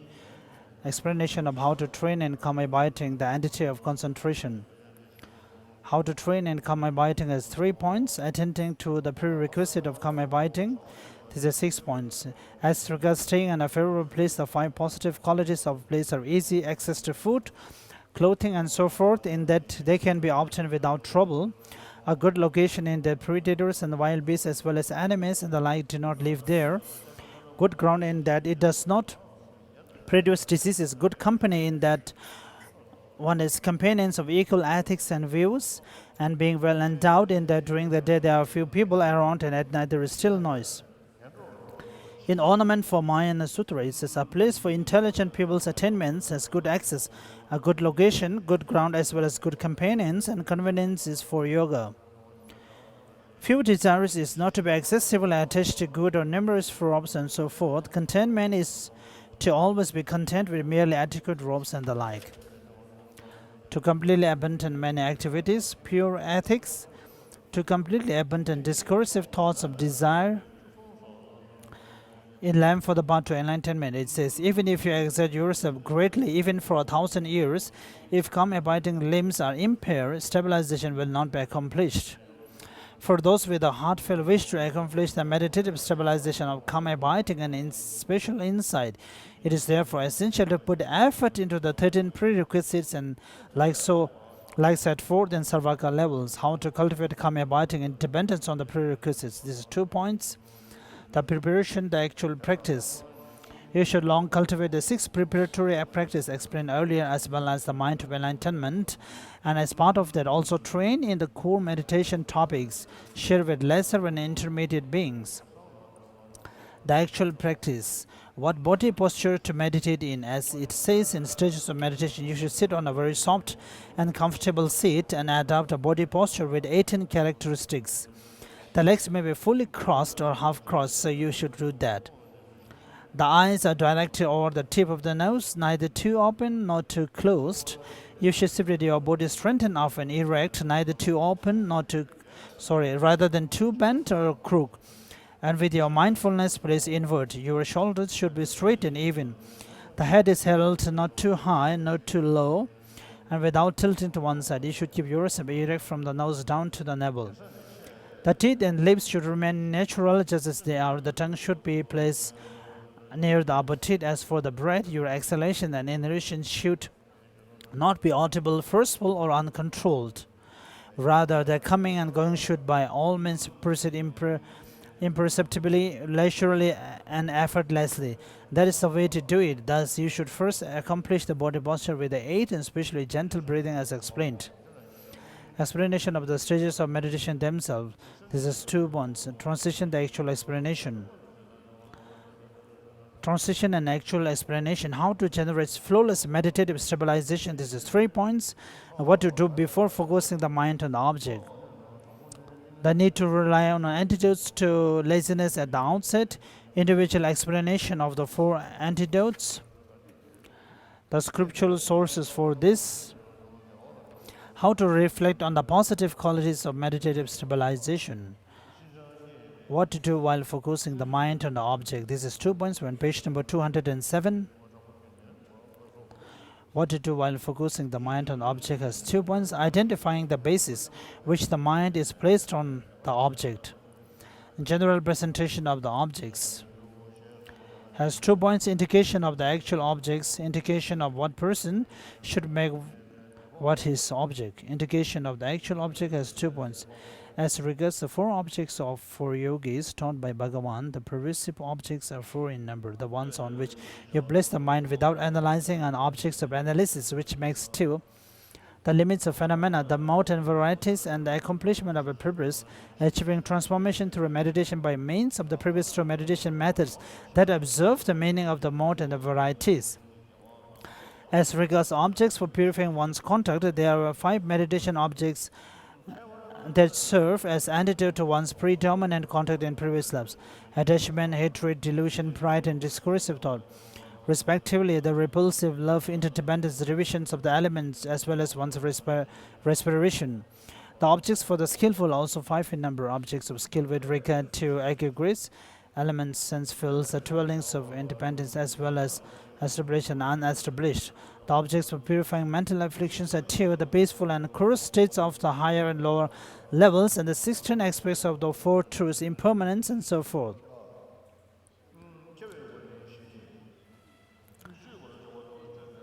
Indication of what person should make what his object. This is 2 points: how what person should make what his meditation object. In accordance with what is set forth in the sutra requested by Ravada, it is taught that persons ranging from those in whom attachment predominates to those in whom discursive thought predominates should rely on the individual objects specified, ranging from the repulsor to one's respiration, respectively. Those with balanced contact and those with slight mental afflictions may concentrate on any one object they are happy with. They do not need a certain one. In this regard, predominance of one of the 5 mental afflictions, attachment and so forth, means that through habituation to attachment and so forth in previous lives, long-term attachment and so forth arise for long time to small objects of attachment and so forth. Those with balanced contact have not got habituated to attachment and so forth in previous life, but they do not see them as disadvantageous. Therefore, even though predominant long-term attachment and so forth do not arise toward the respective object, it is not that they do not occur at all. Those with slight mental afflictions have not got habituated to attachment and so forth in previous lives, and due to the fact that among other things they see them as disadvantages, attachment and so forth only arise slowly toward many major objects of attachment and so forth. Toward medium and small objects they do not arise. Moreover, those with predominant attachment or another one of the 5 take long to accomplish conscience, those with balanced behavior not that long, and those with slight mental afflictions accomplish it quickly. Identification of objects for given situations. This is 8 points. General explanation. Numerous texts set for how to accomplish meditative stabilization, observing the Tathagata's body, how it has a great purpose to make it the basis of one's observation accordingly. How to make what bodily from one's object.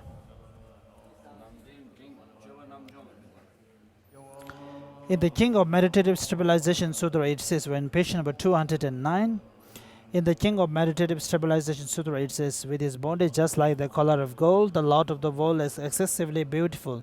The Bodhisattva whose mind is involved in this object is said to be in equipoise meditation. You should make something like that your basis of observation. Moreover, between the 2 types of visualization, one in which the object is freshly created by mind and one in which the object is naturally present, the latter has a great distinction of generating faith and accords with teachings shared among the vehicles. Therefore, you should proceed in the latter way.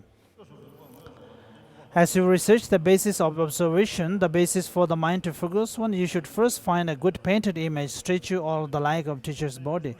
Look at it again and again, and having captured the features, familiarize yourself with its appearance as an object of the mind. Or else you should reflect on the meaning of a description by some spiritual master that you have heard, make it obey to your mind, and pursue your basis of observation. However, rather than making the basis of observation obey like a painted image, statue, or something like that, you should train for it to appear in the aspect of actual Buddha. makes perfect sense that Master Rishi they refused the practice of some people who set up an image in front of them, look at it with the eyes and meditate by staring at it. This is because meditative stabilization is not accomplished in the sense consciousness, but rather in the mental consciousness. So the actual object of meditative stabilization is a direct object of the mental consciousness, which is why you must focus on that. Also, in accordance with what is explained earlier, it is taught that you must observe the meaning generality of the actual observed object or its image that appears. Elsewhere, it says that although part of the image is detailed and part of it is rough, you should first observe the rough part, and afterwards, when your meditation on that is stabilized, observe the details. According to experience, the rough features appear very easily, so you should work on the basis of observation from the rough outline of its image. In particular, when you practice, as long as you have not accomplished fully qualified meditative stabilization, it is inappropriate to move between many different types of objects. This is because if you practice meditative stabilization while moving between many dissimilar objects, it will become a great obstacle to your accomplishment of calm abiding. Arya Sura says, by stabilizing on one object, stabilize the thoughts of the mind. By going through a lot of objects, the mind is disturbed by mental afflictions. And Lamb for the path to enlightenment also says it with determination on anyone, the object that is suitable, place the mind on something virtuous. That being so, the measure of first getting the basis of observation that the mind focuses on this. When you visualize the head, 2 arms, torso, and 2 legs successfully a couple of times and attend to the whole body at the end of that, then if you are able to see merely half the limbs and parts appear to the mind, you should be satisfied with that and focus on it, even if there is no brilliant clarity. That is because if you are not satisfied with that alone and do not focus on it, but rather want more clarity and repeatedly visualize, the object will become clearer. However, not only will you fail to acquire stable meditative stabilization, this will become an obstacle to its acquisition. But even though the object is not very clear, if you focus on just that mere partial object, you will acquire meditative stabilization quickly. Then, due to its benefit for clarity, the clarity expected will also be accomplished easily. This appears in Master Rishi, this advice, and is essential.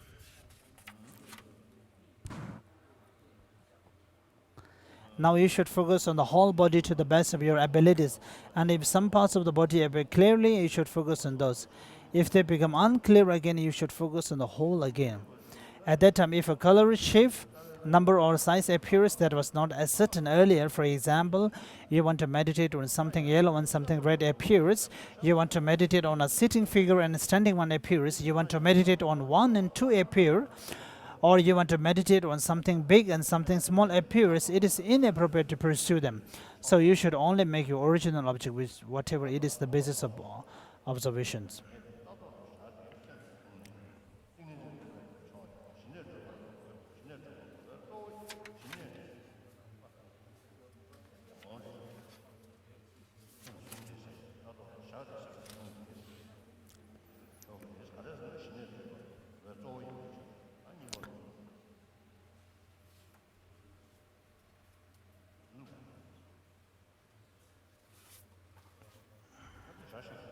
So today I will end here. By the benefits that I have accumulated, may the teachings of Buddha and also especially Lama Tsongkhapa's teachings be able to spread to all parts of the world.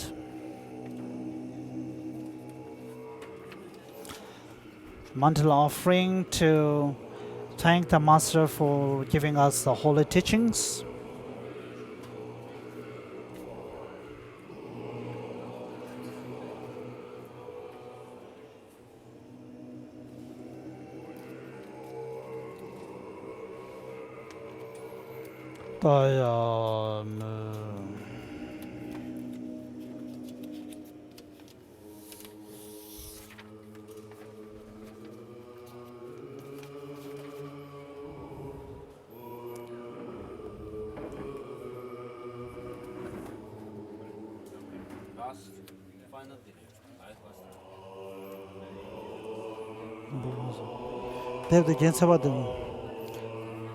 The prayer for the stages of path and the lineage of the Guru.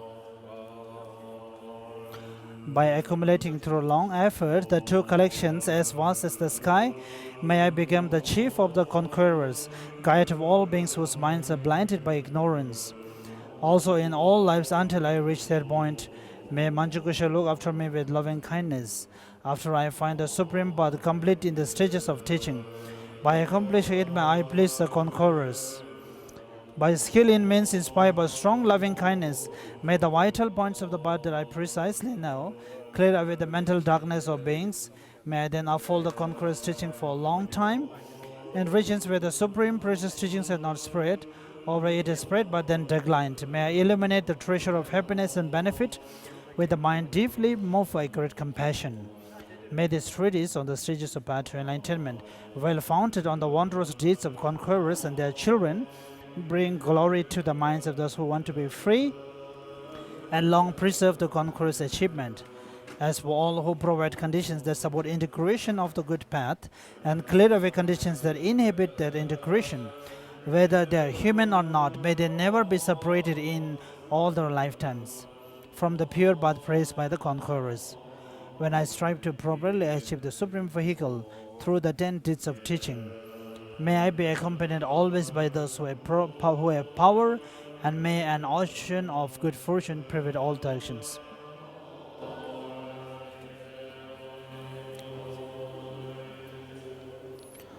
Lama soe jia shi do de mun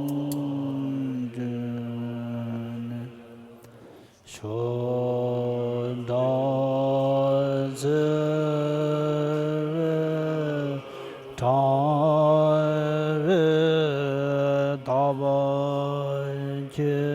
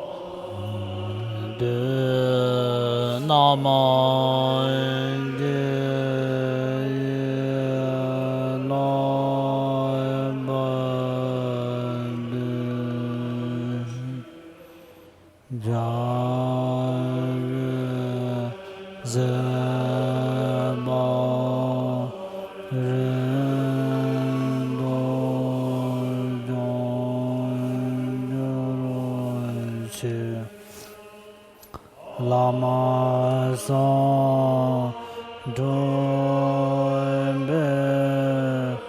den do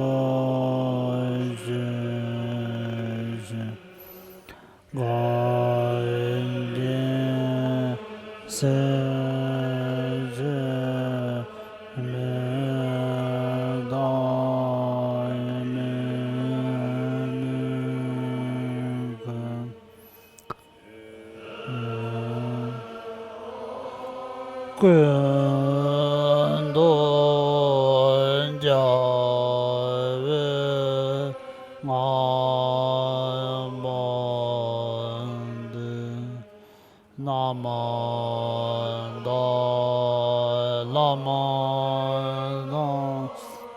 Dewa Manjaro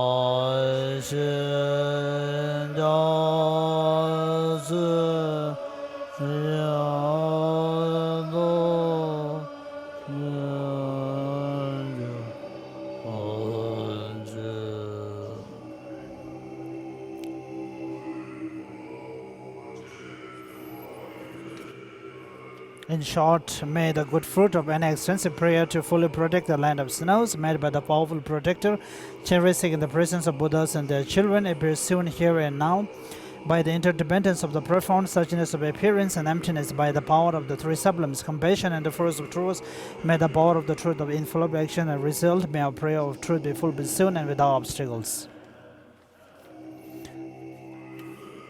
Please say all the prayer again, the prayer of the word of truth.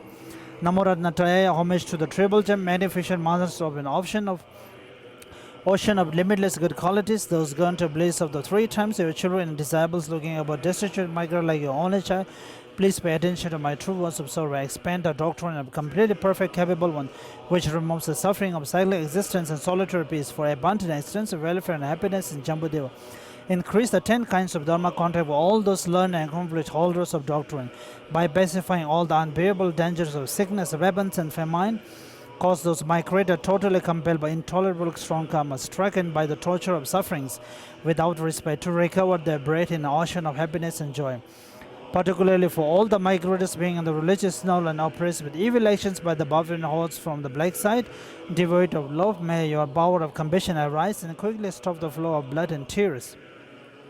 May all the unruly groups of people, maddened by the demon of afflictive emotions, who by their rough behavior in themselves and others fully obtain eye which sees the object of compassion, and obtain magnificent love, kindness, and affection.